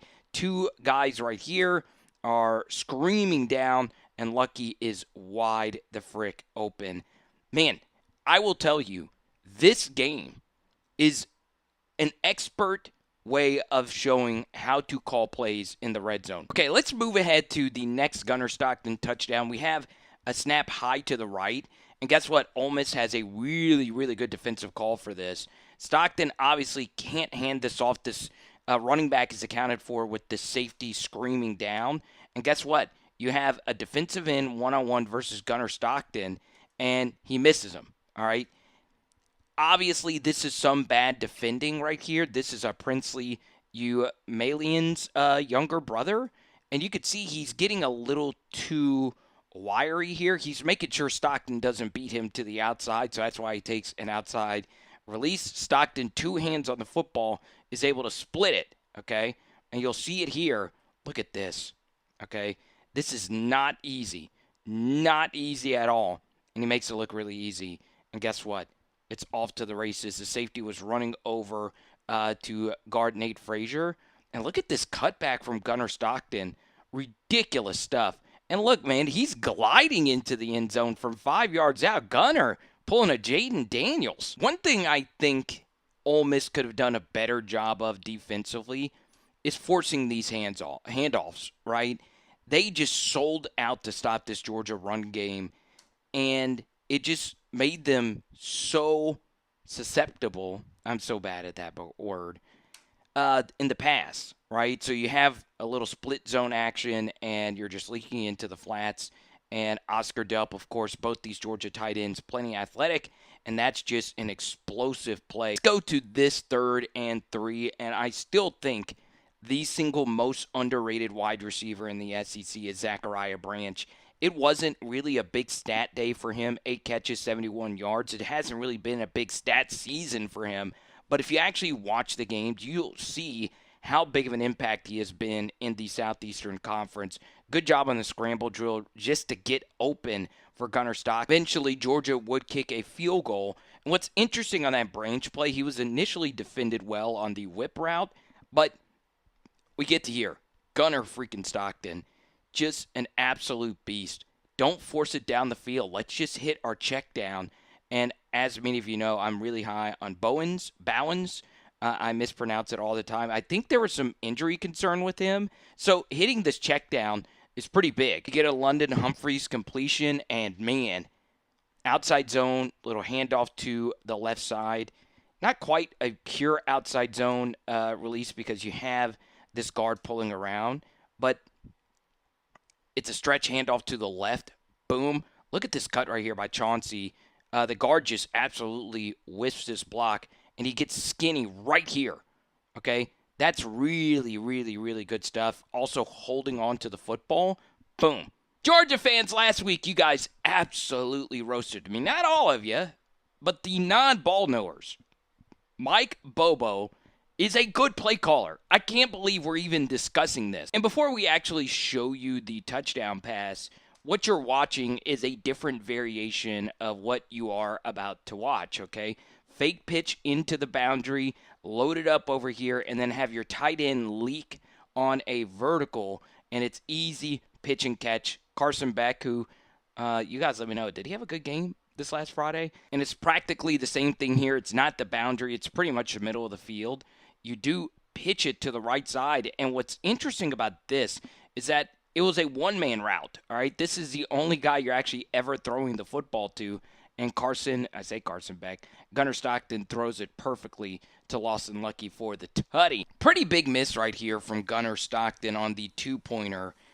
And Georgia still won the game, of course. But, man, you would like to have this one back.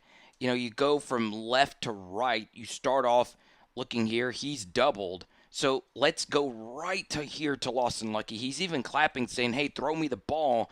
And he's just late. Okay, so he decides to not throw this. And now you're in trouble. All right. This was a really good block by Freeling to get Suntarine Perkins to the ground. And now Stockton is spinning. He gets stopped by his own guy. And there really is nothing he can do after being late to Lucky there. Boom! Georgia fans, I'm looking at you. Actually a part of our Zachariah Branch membership film study. It's a good way for you to support what we're doing. We move along. Dear Lord, one of the biggest plays of the season, and I normally hate breaking it down from this angle, but this is perfect for it. 4th and short, it's a fullback handoff to McCray. We talked about him quite a bit last week, and man, if that's not Georgia Bulldog football, I don't know what is. He's down here, but he just finds a way to just get it done. What a freaking run with a lot on the. Georgia's still down by 9 after that ridiculous play by McCray. And what's the first play that happens right out of that?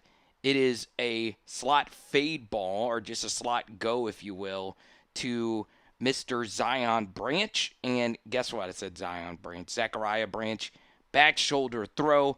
It's an absolute thing of beauty. The coverage is not bad. It's just a ridiculous throw and catch. So this time you do give it to Dylan Bell. And one thing you'll see with a lot of Mike Bobo play calls, he does a really good job giving his ball carriers a head of steam to work with, okay? And now this Georgia defense or offense is forcing Ole Miss to make tackles.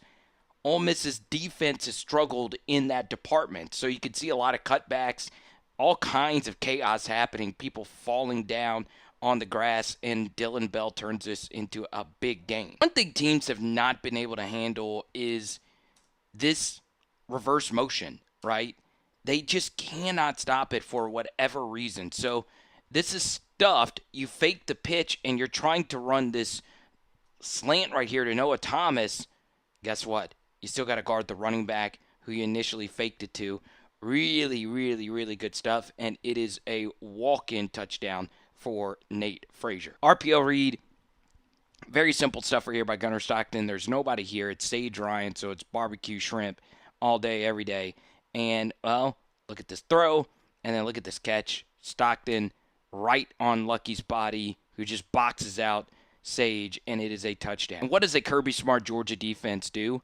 It makes the big stops when you really need it. I cannot tell you how impressed I am constantly with a Kirby Smart defense. This is just funny.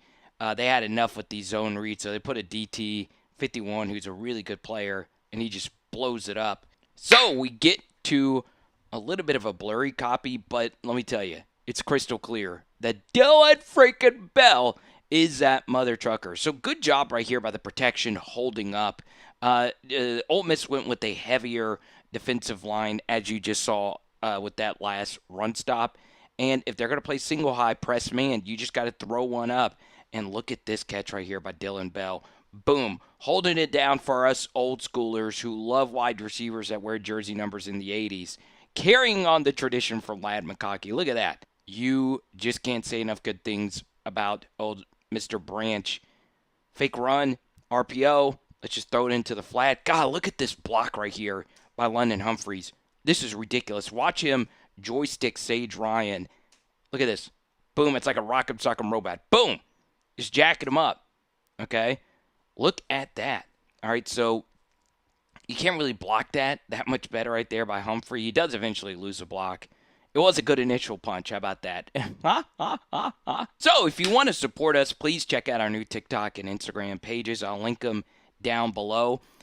And I can't believe I'm actually ending this video with a slight Bobo criticism. I don't know if this is Mike's doing, though, or Kirby's doing. I mean, you work so hard to fight back into this game, and it was mostly your offense doing it. But this was a tad bit conservative to end it, right? A first down really ices this game away, and I understand just playing it conservative. You have a good field goal kicker, make it an 8-point game to where you can't lose when they get the football back.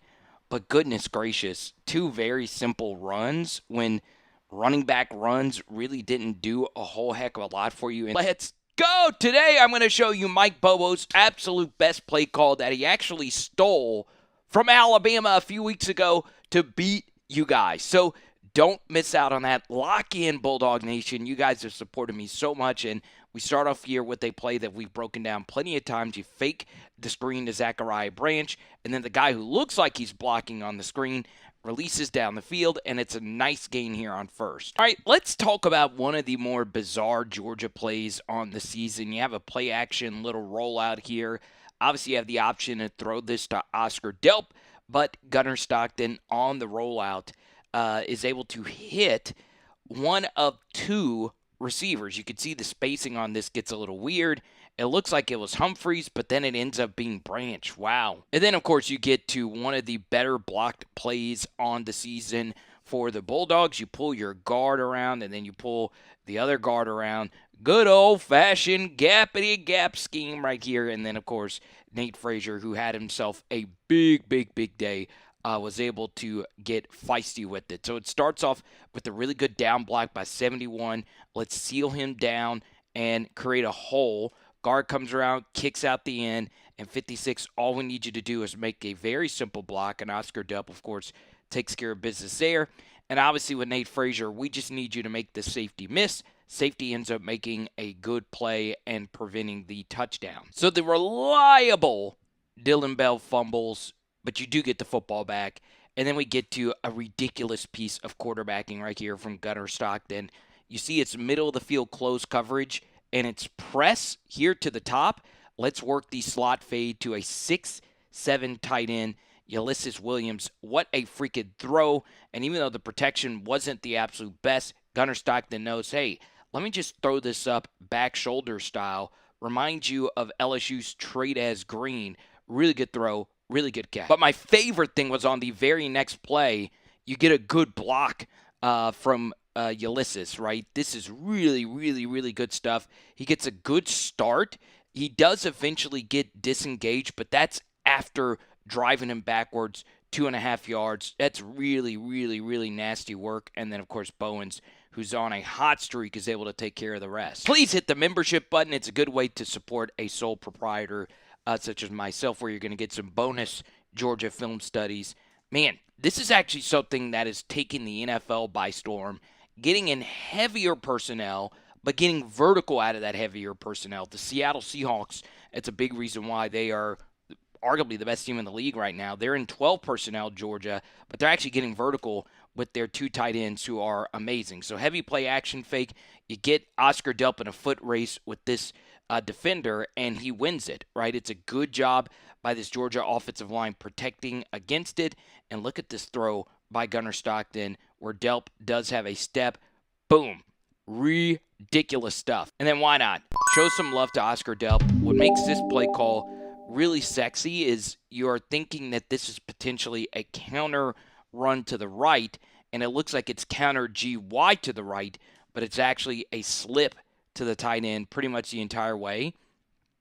And then all you have to do is just throw this football into the flats to Oscar Delp. You can see all these backers are in tight, preparing for that counter, bang up there, and this is just nasty work. Good block by Noah Thomas, and Oscar Delp is able to score. Wasn't the perfectest throw in the world from Gunner, but it's good enough to get it done. Man, this is good stuff right here again by Stockton. It's so hard to guard Zachariah Branch. He's been able to run pretty much the entire route tree. Let's play quick in a 2-minute drill here. Boom. You'll take this all day, every day, and Branch is able to get out of bounds. All right, so we didn't show it to you, but Kirby Smart, just a piece of coaching genius, had that fake punt or that punt formation. He takes the punt formation out, brings the offense on, forces Mississippi State to call a timeout. Then, after the timeout, they do it again, and Mississippi State ends up jumping off sides. It was ridiculous, just gamemanship. And now you get a motion here, and that changes quite a bit for Mississippi State. They end up throwing a screen into the boundary. You get exactly what you want. This backer blitzing off the edge, and guess what? You're throwing in the direction of the blitz. And now you have 2-on-2 to the outside. This is crazy stuff. So Oscar Delp shows like he's going to block here. He then blocks to the outside guy, and then Freeling takes the inside guy. And remember, 16 flew off the edge, so he's out of the fit here. And now all you have to do if you're Zachariah Branch is score this untouched touchdown, okay? Georgia, to me, by far is the best red zone offense in the SEC. Man, this is just ridiculous coaching and choreography from Stacey Searles and this offensive line. So I think the name of this play is called Crunch, where you have down blocks from every other player, and then you're pulling other guys around. So I think that's what I'm looking at here. Feel free, for the true ball knowers out there to correct me. And it's just blocked to perfection. There is so much going on. I don't even want to break it down. Y'all, you can't do it any better than that, okay? And guess what? Even though this block by Delp isn't the cleanest, it's enough, okay? Could you have called holding there? Maybe so.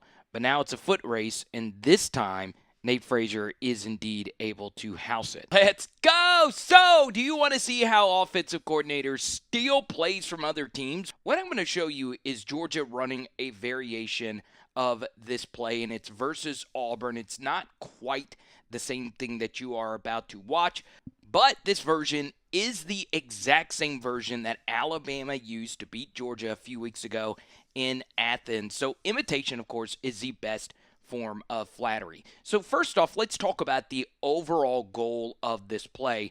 It's to get a very simple and easy completion to the running back into the flats, right? That's always going to be the first option on this play. And you saw Georgia do this against Auburn to seal the game away. So where this play really confuses the defense, it's actually with the offensive line, okay?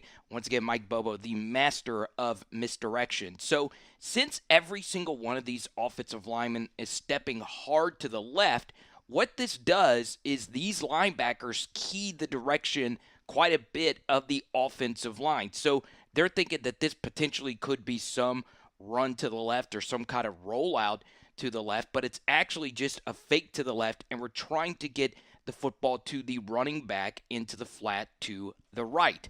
But there is a big problem, is that since everybody is doing this now, guess what? These outside backers are ready for it. They know that the running back is the guy that's going to make the very simple conversion. So you can see Mississippi State has two guys out right here on 2 into the flats. Now let's go to the originators of the variation of this play, okay? Not even a handoff fake really at all. You show that it could be going to the left, and then you work back to the right here to jam Miller in the flat. The run fake and the misdirection of this is so diabolical that you'll see here that there are a ton, and I mean a ton, of open guys on this play for Ty Simpson to choose from, right? Obviously, you're trying to seal this game away, but boom, that's there. This deep to Cuevas, the tight end, is there. And obviously, if this really was extended, you could hit this, okay? But because this is the primary. This is what you would want. But let's just say he decided to run with the running back. Guess what? Ty Simpson could also hit this over the intermediate middle. Okay? Really, really, really sexy stuff. So now let's go to the end zone copy and conclude this play. So 2 into the flat ends up getting covered.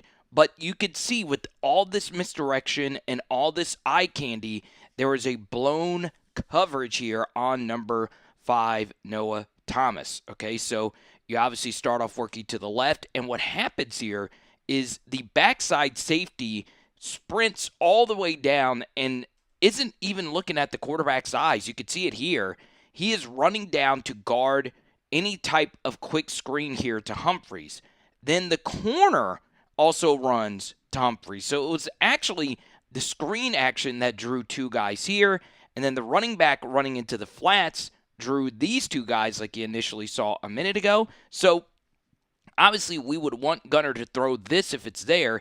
He does a good job getting off of that. Even this end, instead of rushing down on Gunner, was also ready for this into the flat. So Gunner stops and then eventually works backside to the shallow drag, working over the middle. Even if a safety or a corner was actually running with Noah Thomas, this is still a very difficult guard right here. And Stockton just steps up and pitches it right here to Thomas. It is an easy throw. And then, of course, Thomas has an absolutely ridiculous run after the catch. Obviously, this probably should have been a roughing the passer. That ball is clearly out. Gunner takes a pretty big blow there. I didn't notice that at first, but it always feels a little bit better if there is a touchdown attached to it. So some ridiculous quarterback play there, and some ridiculous yak from Noah Thomas. Now, I have some good news is that we do have a membership bonus that will be posted where we go even deeper into that play design to where even the guys in the NFL are starting to steal college plays, which is not anything new. And then we run this play, which is also a play that the NFL copied. Steve Sarkisian was the first one to run this variation, and Dylan Bell is able to avenge that fumble. Monroe Freeling had himself a game getting out into space. And that's one thing that you see when you watch this Georgia offense. Your offensive tackles need to be mobile weapons to be able to play in this Bobo's scheme. You can see it's pretty fun to be an offensive lineman in this system, right? You don't do a whole lot of what you do here in the NFL, but you're able to get out in the space and really get some stop bubblers versus the defense. But overall, this Georgia team, it was nice from a Bulldog perspective, and I'm not talking about the maroon ones, to have a dominant four-quarter game. Obviously, they jumped out to the 7-0 lead, but it really wasn't a whole lot after that. And you could see, man, there are just dudes getting absolutely planted here. Get the chalk outline out. That's actually a wide receiver, Dylan Bell, getting a really nasty block right there, doing it for Miss Kim. That was a great story. R.I.P. to her soul. But yeah, dude, wow, just ridiculous smash mouth tackle football. And when it's late in the game and you're getting your ass kicked, you really don't want anything to do with that. And this was such a blowout that I'm not even going to give you any fourth quarter rest. So let's talk about Gunner Stockton. Could he legitimately actually win the Heisman Trophy? I'm going to give you a pretty wild stat at the end of this that could explain why Gunner might not make it to New York City. But we start off here with a very nice zone read pull.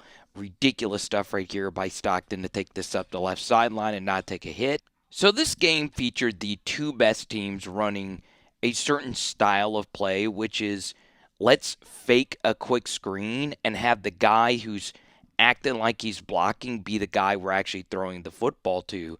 Where this gets really interesting, though, is Georgia elects the vertical clear out to be the running back. This is Cash Jones. So, when you're an empty and you bring the running back all the way out here and then you get into motion, you're thinking that the running back is going to be a lead blocker. It really helped sell this fake. And so the vertical clears out. You want London Humphreys to run where this corner was vacated.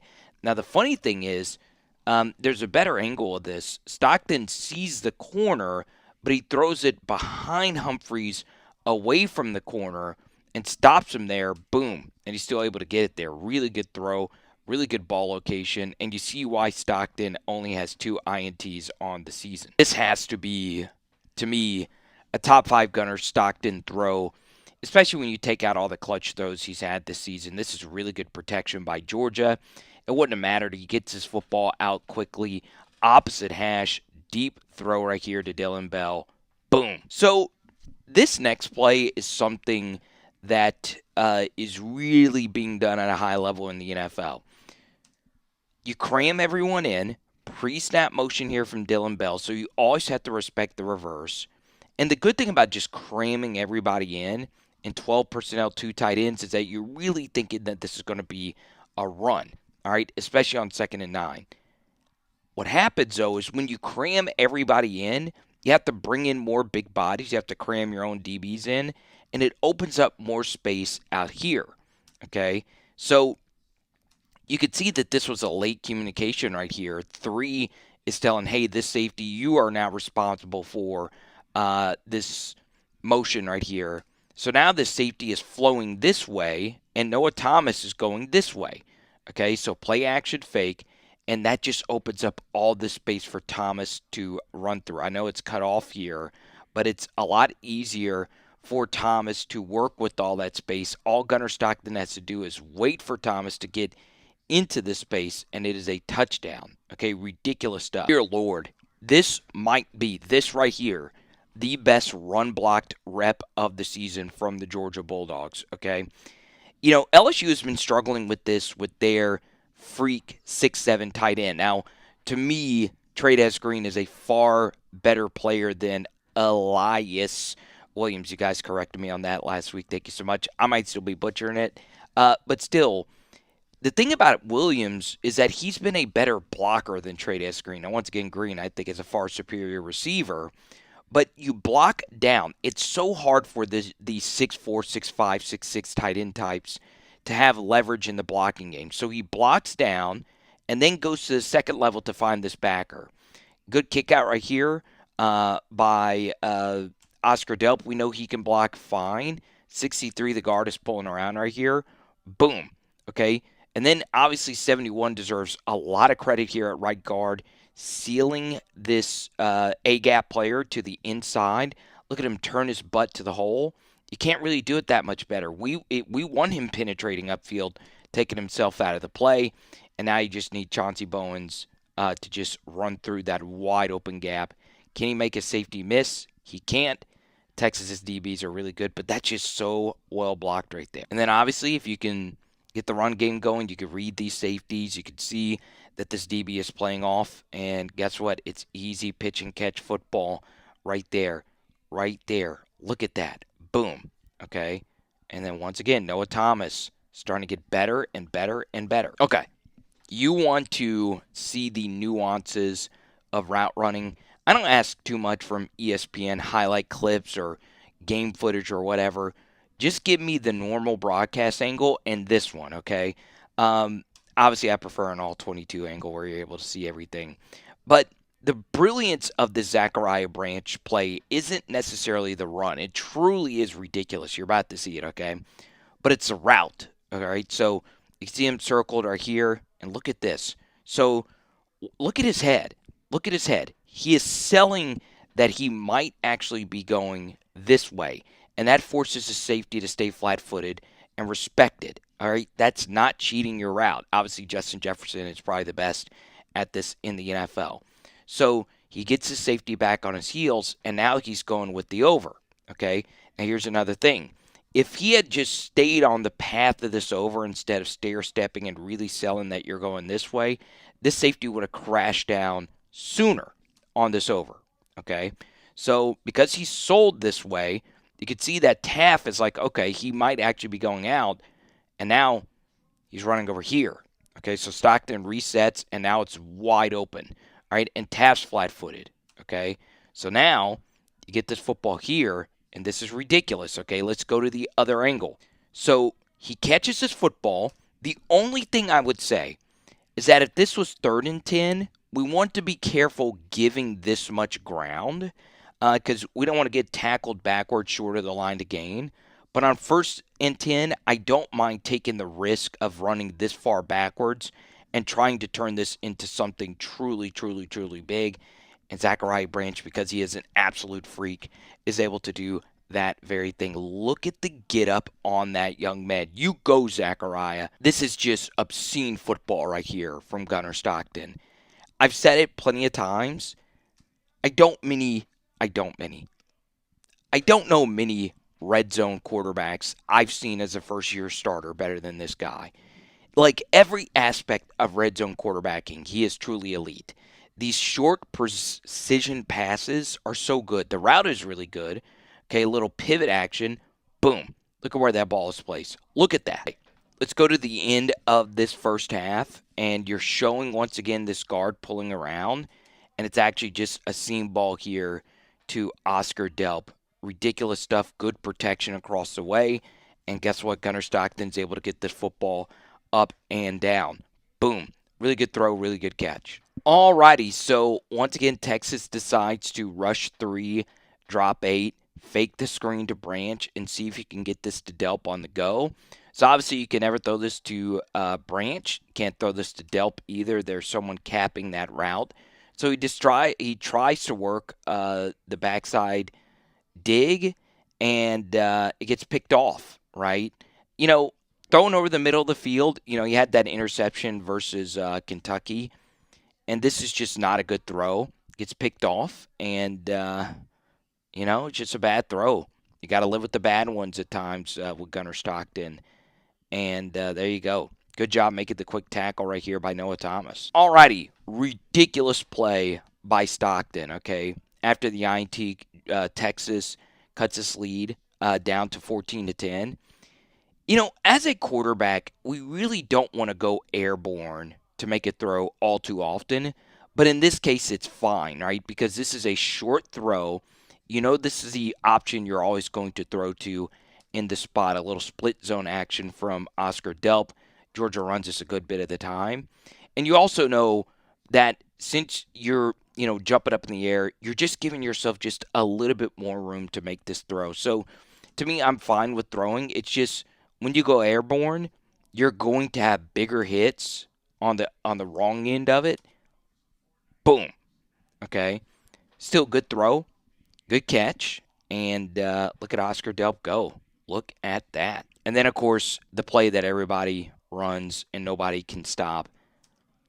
Play action, little RB fast action, just run them into the flats. No one can stop it. Until it gets stopped, I mean, it's just so difficult to stop in short yardage for a lot of different reasons on 4th and 1. So let's fast forward to the touchdown that really put this game away. Fake pitch, once again, guard pulling around. Tennessee does a lot of this. The little run action. Man, these guards for Georgia had themselves, to me, a good game. So, there's just so many of these types of plays that Georgia runs where, it's a fake pitch and you're trying to get Delp on the go, right? He's faking like he's blocking and then he's going. Rarely is the actual vertical being the thing that's thrown. Okay, so Taft, the safety, is running down here on Delp, and that leaves this vertical open for Humphrey. And he's like, hey, I'm actually open this time. And he is open. And because it's such a quick hitter, you really don't need your protection to be that great. So, we'll go ahead and use a little Herbie clicker where he's going back and forth. Colin Simmons made some plays in this game. He didn't just dominate. And, God, it's just so hard to stop this Georgia offense. Easy pitch and catch, and Humphrey's able to catch this and score. Kirby Smart is just absolutely positively ridiculous. Okay? He sees that Texas is backing up, and they're at the 50 going backwards. And this is just so perfectly executed. Boom. Cash Jones is able to make the recovery. Just an amazing freaking play. And he knows he can't advance it. So he just falls straight down. Ridiculous. Alrighty, so we then get to here. And, man, this is just such good play calling. All right. Remember we talked about earlier, cramming everyone in tight. Once you cram everyone in tight, it opens up space here. Now, the hard thing is actually getting out into that space and, coming up with creative ways to, attack those spaces. So you're running a GT action here to the right, and you can see how hard these backers are fighting over here to get to their left, but you're actually slipping a wide receiver into the flat. Now, the funny thing is, you can see that this end looks like he's right there with this wide receiver, but it doesn't matter because the receiver has a full head of steam, and Gunner Stockton, even with Colin Simmons in his face, is able to get this football off to Dylan Bell. And because Georgia's tight ends block well, you're able to pick up nice gains after the catch. Okay? So one thing Texas decided to do later in this game was they're like, hey, we're tired of all these play-action boots. We're just going to have someone attack Gunner Stockton every single time, just in case he does pull it. Well, when you actually do hand it off and you have your end screaming up just attacking Gunner Stockton, it opens up big spaces where, they're deoccupied and you just run the football underneath them. Okay? And that's exactly what happens here. Good stuff. Well, let's talk about old Gunner Stockton. We have a bonus members-only breakdown. It's a good way for you to support our film studies. And, well, man, can Gunner Stockton actually find a way to win this Heisman Trophy? One thing working against him is that he doesn't have gaudy passing numbers. Only one 300-yard game, and that was that 80-plus play overtimer versus Inc. Georgia's probably the team in the SEC you expect to win the Natty. God, dude, this play is just so nasty based on the personnel. 2 running backs in, so you have a fullback and a running back, and you have 3 tight ends. Okay, so this is the rare 23 personnel. Okay, it's just nasty, nasty work, and you're throwing out of it. And Texas was just so badly out schemed. Look, you could throw this if you wanted to. You could also throw this if you wanted to, but Gunner does the right thing to actually run because those are difficult throws, but they're doable, right? But man, dude, Georgia's just good, and Kirby is just an absolute freak of nature. Georgia already had a conversion for a first down in this game with Gunner Stockton's legs. You're in a bit of a shock here that they're in too high on 3rd and 3. So that's one less hat to be in this run fit, and they're playing on their heels as well. So you should hope Georgia could get the job done here, and they are able to do that. I will say that the blocking for Georgia was a little sloppy in this game. You can see this isn't the best from Humphrey. The linebacker was able to undercut this. Man, that's really physical stuff. But because that safety was out of the fit, you're able to pick up the first down. Football is a numbers game, baby. Georgia Tech was so ready for all the different misdirection fakes that you need to be ready for when you play Georgia. So fake handoff jet right here, and guess what? You got an unblocked edge.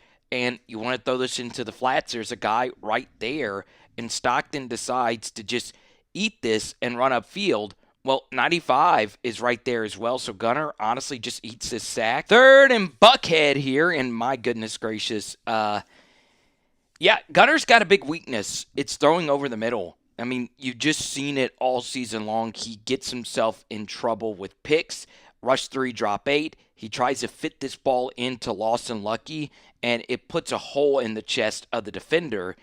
It was such a bad pick that the defender was able to stay on his feet and make something happen after the catch. So just not good quarterbacking right there from Gunner. Man, it is ridiculous how good Delp and Lucky have been as blockers this season. So you get a really good seal. This is actually a fine block to the backside as well. McCray is able to bounce it because, man, that is just really, really, really good stuff right there by Oscar Delp. And now you're getting vertical for a nice gain in the run game. So Georgia had a few good runs to lead up to this screen right here on 2nd and 9. And honestly, you just got to give Georgia Tech's defenders a lot of credit. They played very aggressive football downhill. And Gunner Stockton elects to throw the screen to the right. Now, I don't know if Georgia has a built-in option here to pick a side on where you want to actually throw a screen.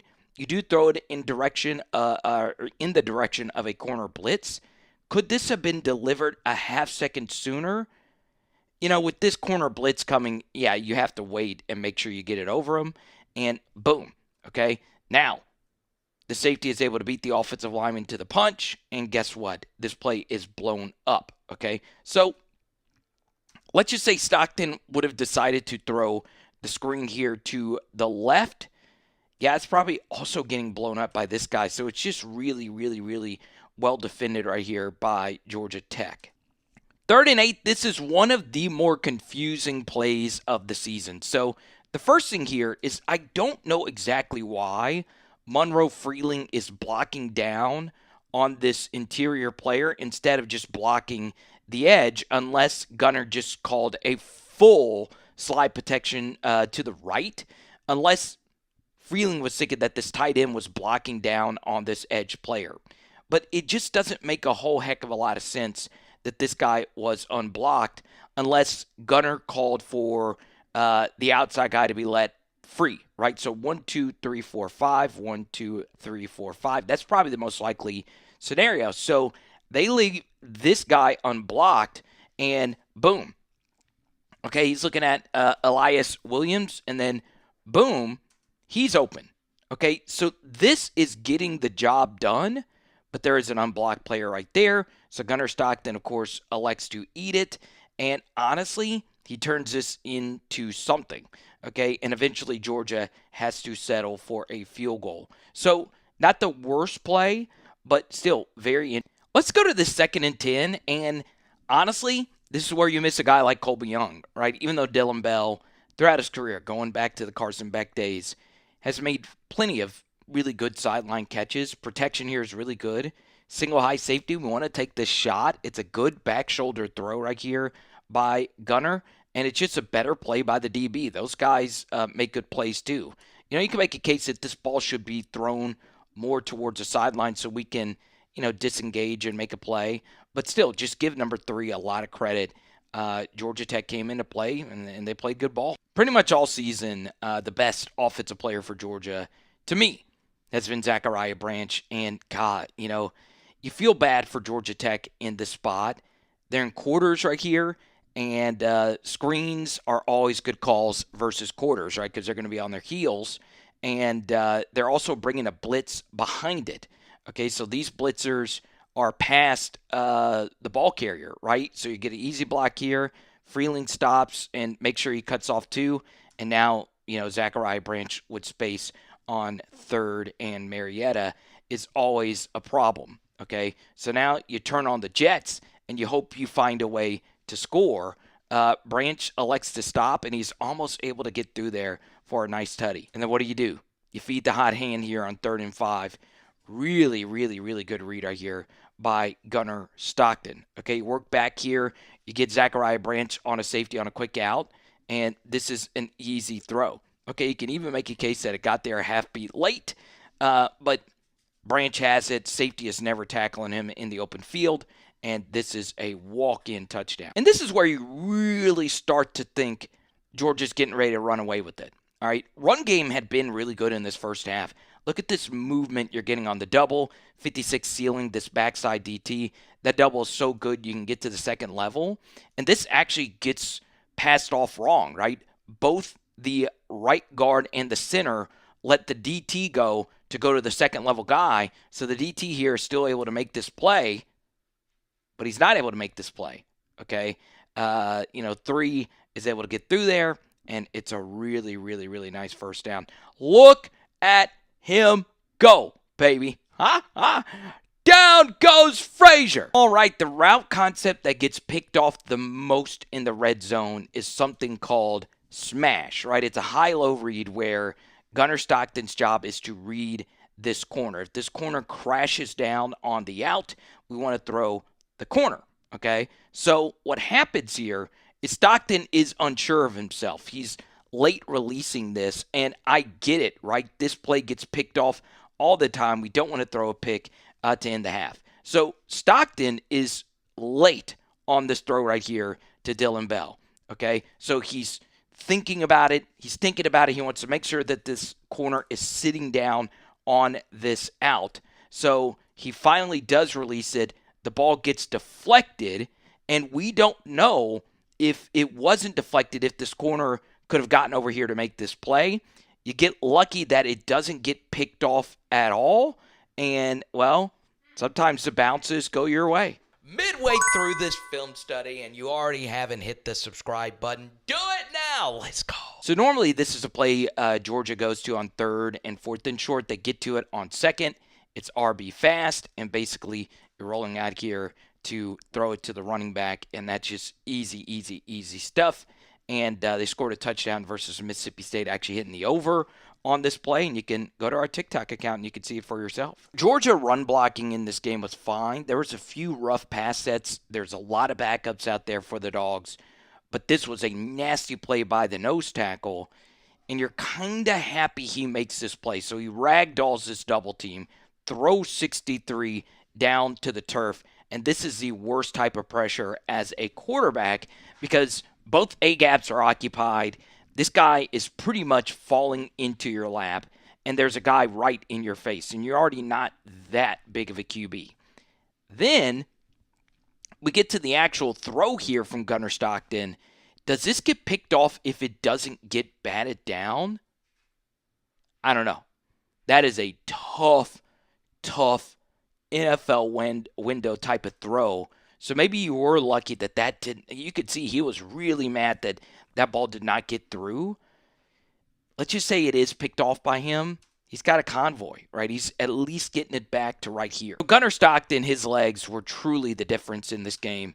But honestly, it's the tight ends. I mean, these two guys are playing ridiculously good football right here. God, that's such a critical block. It's such a difficult block to not let this in cross face. Delp does a good job clearing that out, and he takes himself out of the play. And look at this hole for Gunner Stockton to run through. Okay, really, really, really good stuff by 4 and 7. God bless. Really good quarterbacking by Gunner Stockton. Okay, so you're running a stop right here, and there's a dig being run right behind it. All right, so Stockton starts off looking to what looks to be the left. Now he's working back to the right, and this looks open to Dylan Bell, but it's not, right? There is a safety that crashes down on Dylan Bell. Gunner Stockton uses a good pocket and throws the deep dig right here to Zachariah Branch. Boom. Okay, the only thing is we would like for him to keep his feet, and obviously if he keeps his feet, he might score. Really good stuff. See it from this angle. The safety sees that Dylan Bell's open. So now, once again, we had the viral TikTok. You could see that Zachariah Branch is selling that he could be going here, and then he cuts it back to the inside. Man, he is an absolute demon, right? I really do think, even though the numbers don't back this up, you have to consider him for all SEC. He's been that good. All right, so I don't have my all 22 yet, but this will be interesting to see in the rewatch if this out and up from Lucky was there, okay? So, you see this overhang right here run to the running back. It just depends on if the corner peeled off or if the safety ran over here. If not, this to Delp was open, but there's just too much pressure, and, you have to check it down, and guess what? It's not a big gain at all. Oh, boy. So what do we make of this 70 yards? 70-yard performance from Gunner Stockton. Obviously, this was his worst game statistically. What you're looking at here is also his long rush of the game, only 7 yards. He didn't lose him the game. Obviously, he had that one disastrous pick. There was a few other pickable plays. He takes a big blow right here. That's pretty much how his night went. And then you get back to the RB fast play. Georgia knew this was coming. So, yeah, I mean, actually, let me see. Obviously, you're never throwing the over because if it's incomplete in the spot, you're in a whole world of trouble. You have to be a pretty bold individual to do that. Let this ball hit the ground with Kirby. And obviously, Gunner's throwing this the entire way. I wonder if that was open. I got to get my all 22. But the truth is, this game was doable, right? It was still bad offensively. So under 4 yards per play means you got your face caved in offensively. This was the second time in the last 2 seasons Georgia had this happen on the road versus Ole Miss. But previous to that, you have to go all the way back to 2019 versus Auburn to see a Kirby Smart offense be held to under 4 yards per play. Tonight, baby, not tonight.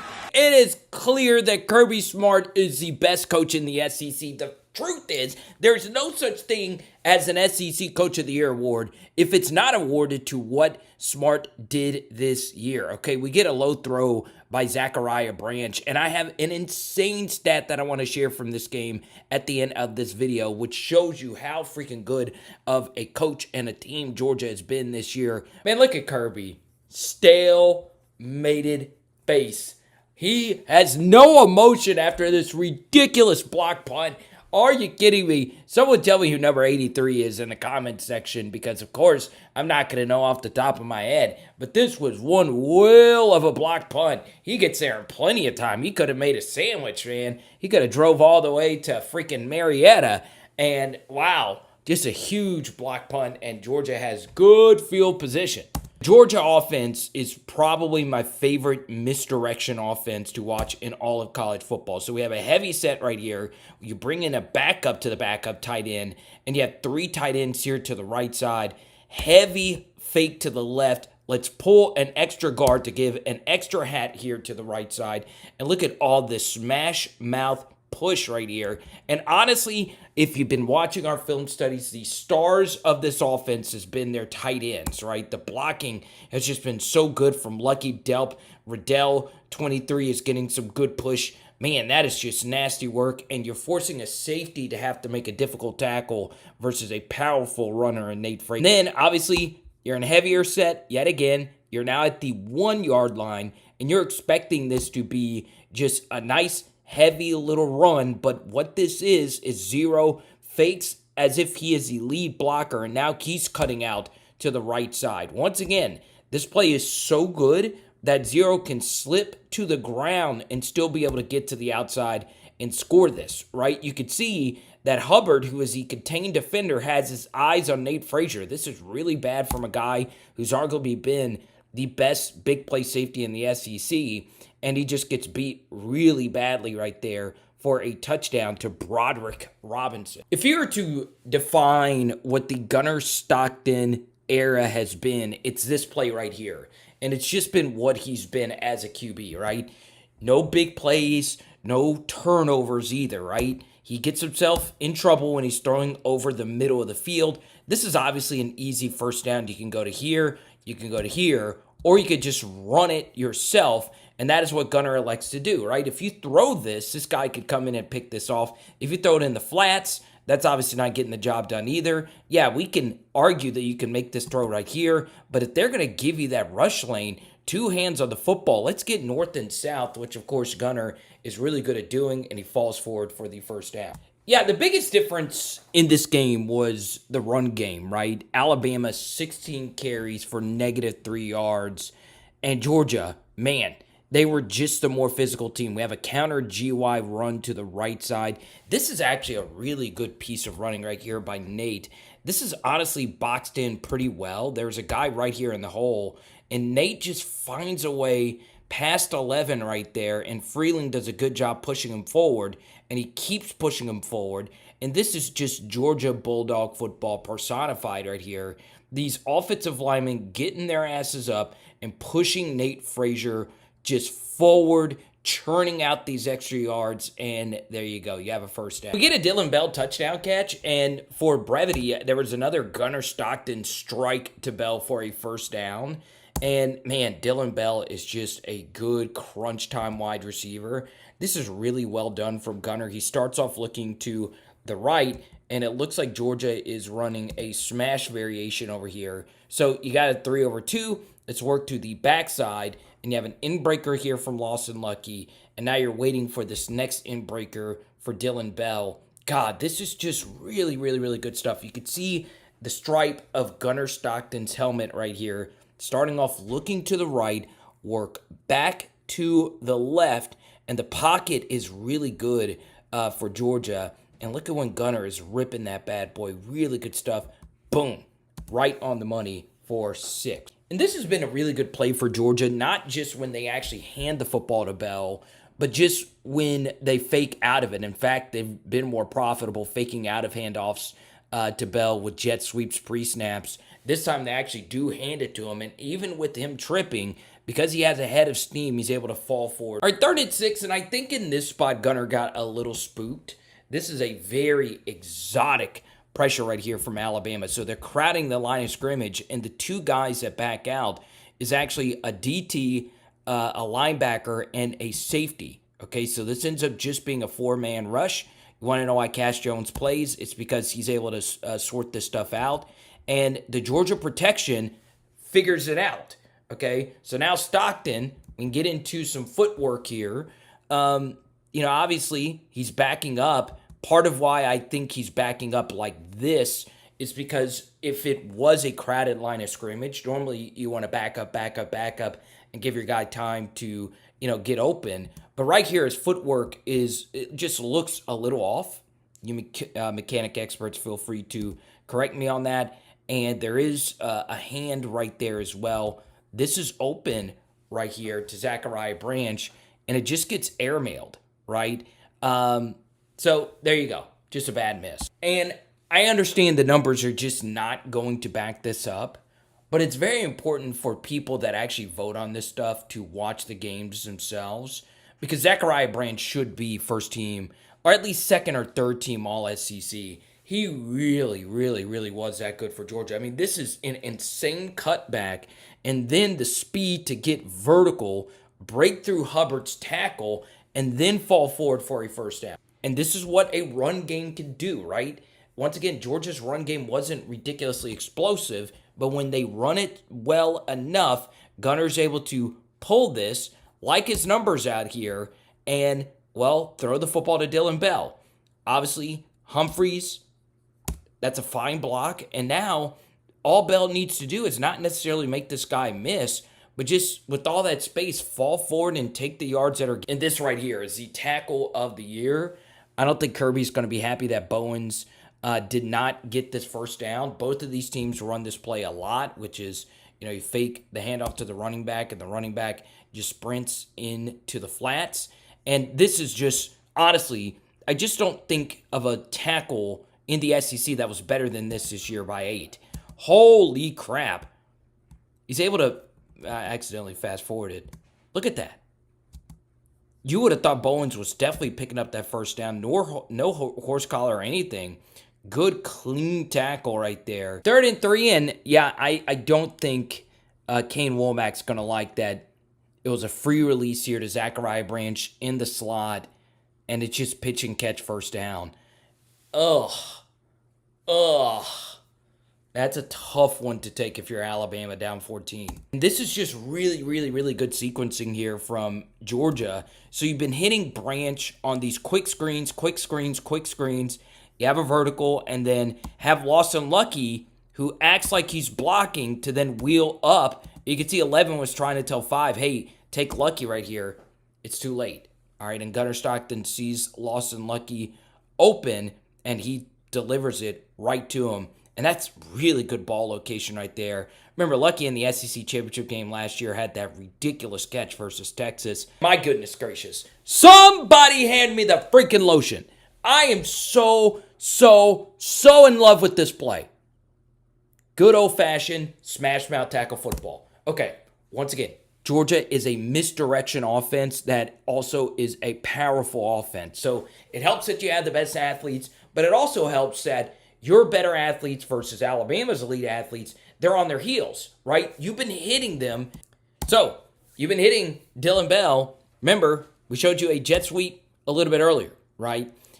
So even with this motion, and it's clear that he's not getting the football, you have to respect it, okay? Then you fake this handoff to the right side. Once again, Nate Frazier, it looks like that bye dance. No, it's not the bye dance. It's gonna be May. That's what it looks like right there, Nate Frazier. So you fake like you're going to the right, and then you robot your way back to the left. And the two guys that have been making it happen this year for Georgia have been their two experienced tight ends, Lawson Lucky and Oscar Delp, okay? Let's talk about painting, right? A guy like Picasso, an artist, he was great right out the chute as an all-time great artist. That's a guy like Brock Bowers, an all-time great talent.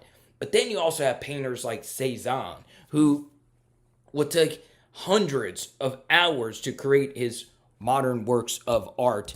And these two tight ends are more of your Cezanne tight ends, right? Not an all-time great like Bowers or Picasso, but Cezanne. He was a great artist, right? And Bowers, he was a great tight end.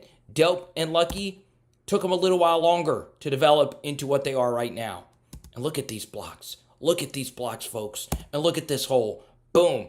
You can't play football better than that, y'all. You simply can't do it. You simply can't play tackle football better than that. And what is Georgia going to do? Well, of course they're going to run a screen to Zachariah Branch. So this was actually a screen that LSU really popularized, that really bad LSU offense, in the very first game of the season for them versus Clemson. This play really did win them the game. So you have Cash Jones running out to the left, and you're thinking that this is going to be a screen to Cash Jones. So what Zachariah Branch does a really good job of here is selling that he might be faking that he's going to block here for Cash Jones. So Gunner Stockton has to sell that this ball could potentially go to Jones, but it's actually going to Branch. Okay, so Jones fakes as if he's getting it. There's a lot of pressure, so this is a difficult throw for Stockton to get out, and he's able to get it out to Branch, and Branch takes care of business. Ridiculous block, again, by Lawson Lucky. London Humphrey was also a ridiculous blocker. And we all know when it comes to kicking it into a higher gear, nobody in the SEC this year has been better than Zachariah Branch. So, like I said at the beginning, Kirby Smart better be SEC Coach of the Year. Let's go! Did Gunner Stockton actually cost Georgia this victory towards the end of this game?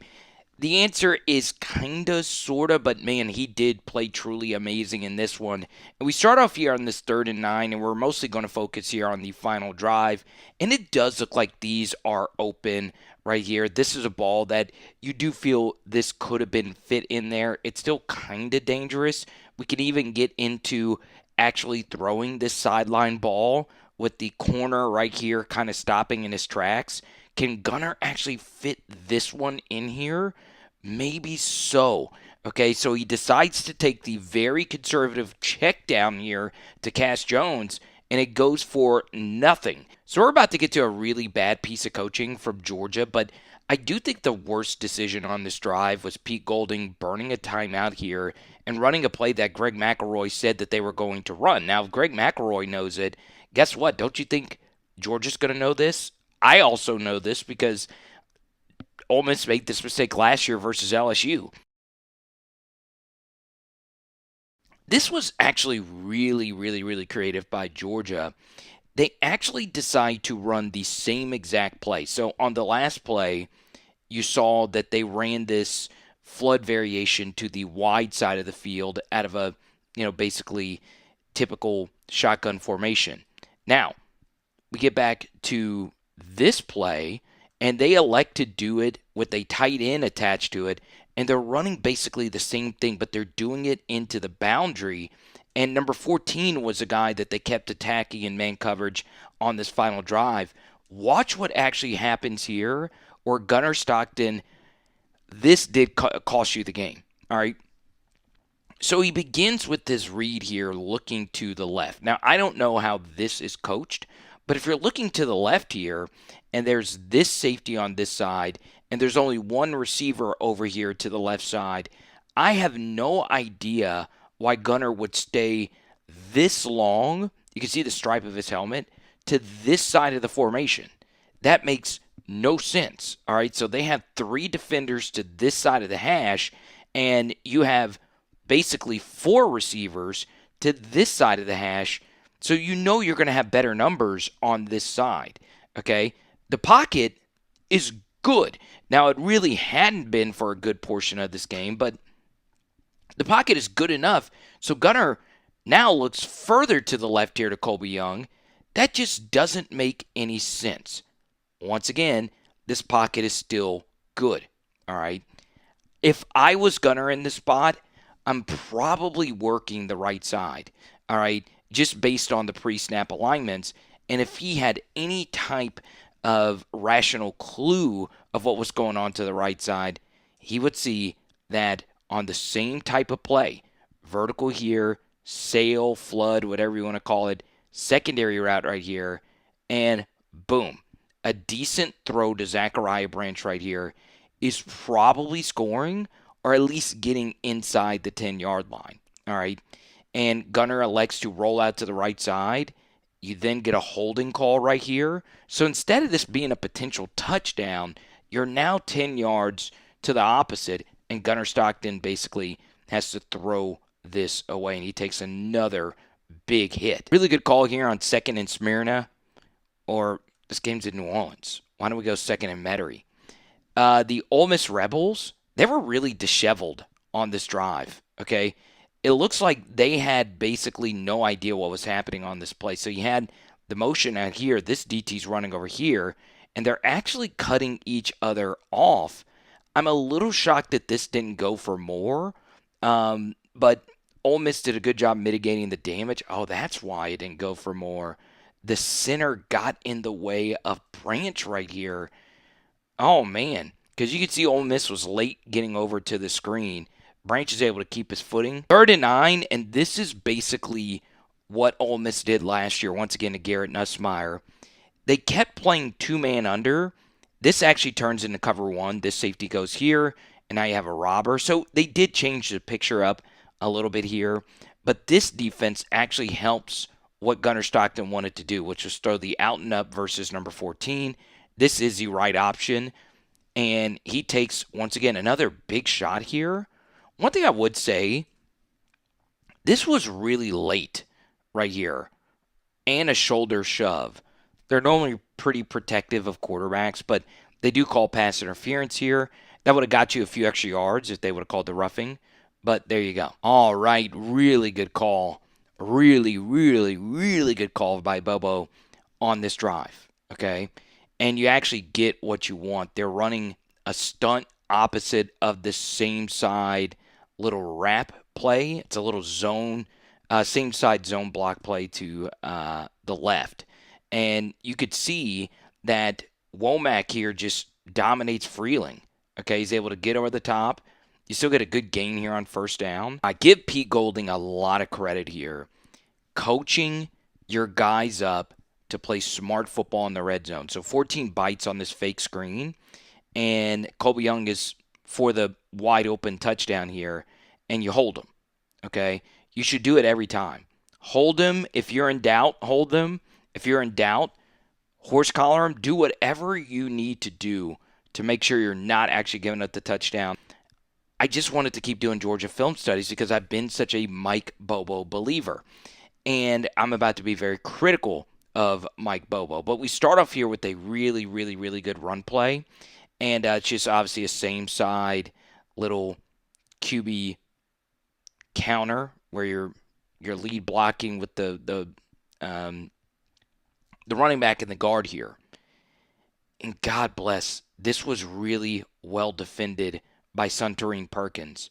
All right, Oscar Delp has been a way better blocker as this season has gone on. And on this one, Perkins just got the better of him.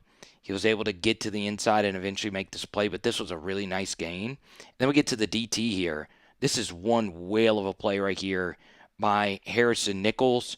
They've always been very underrated as a defensive tackle duo. You get a really good double.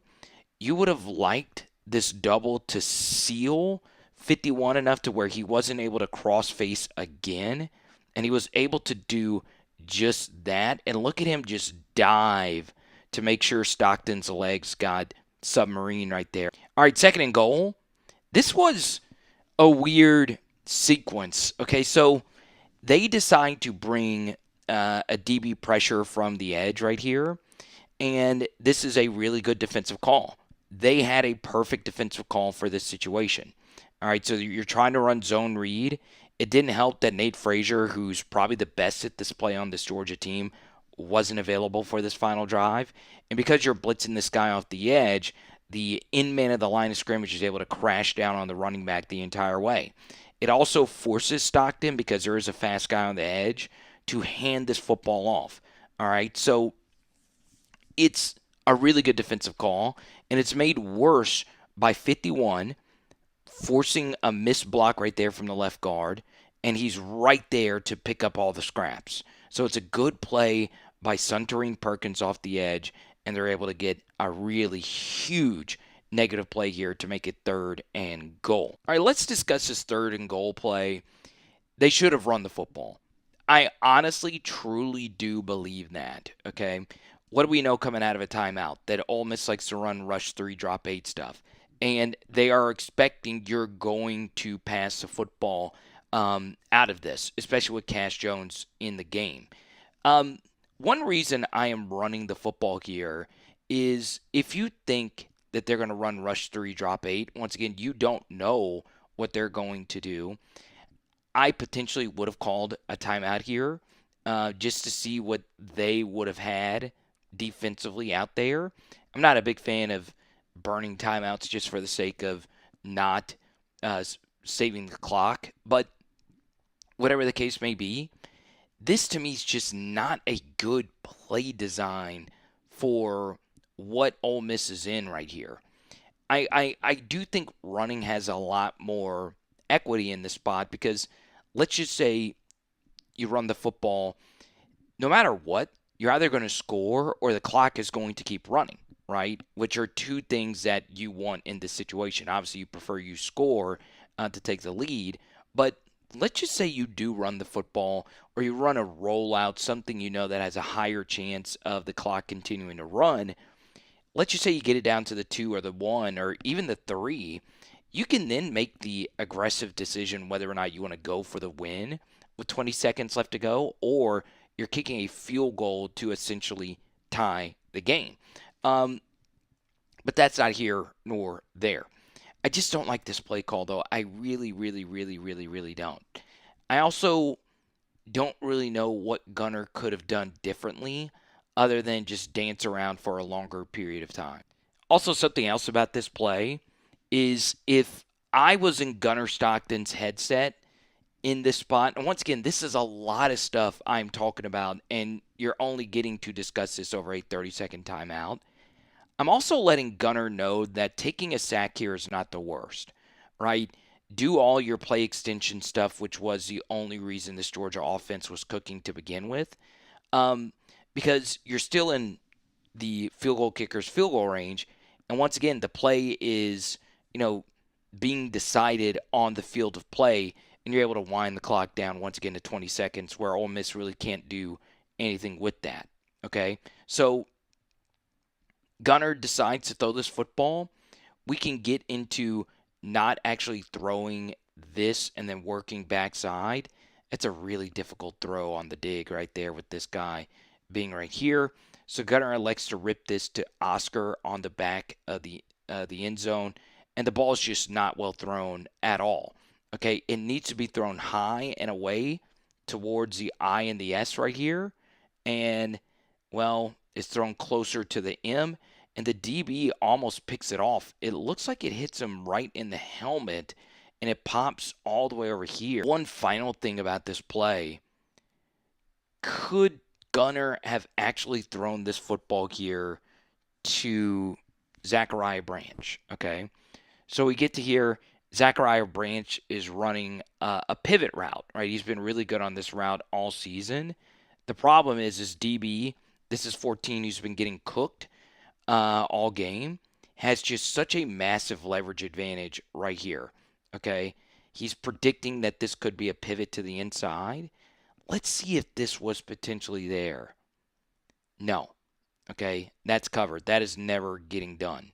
Okay, I just do not like that play call at all. I really, really, really don't. So I'm excited to see what Gunner Stockton's going to do in year 5, but I want to discuss a few extra things about this game. The first, of course, is thank you guys so much for all the love you've shown me on Georgia Film Studies all year long on TikTok, which is starting to become an issue, which is kind of weird, Instagram, so on and so on. But, it was interesting how big the yard per play disparity was in this game. Ole Miss was at 6.5 yards per play, which is really good.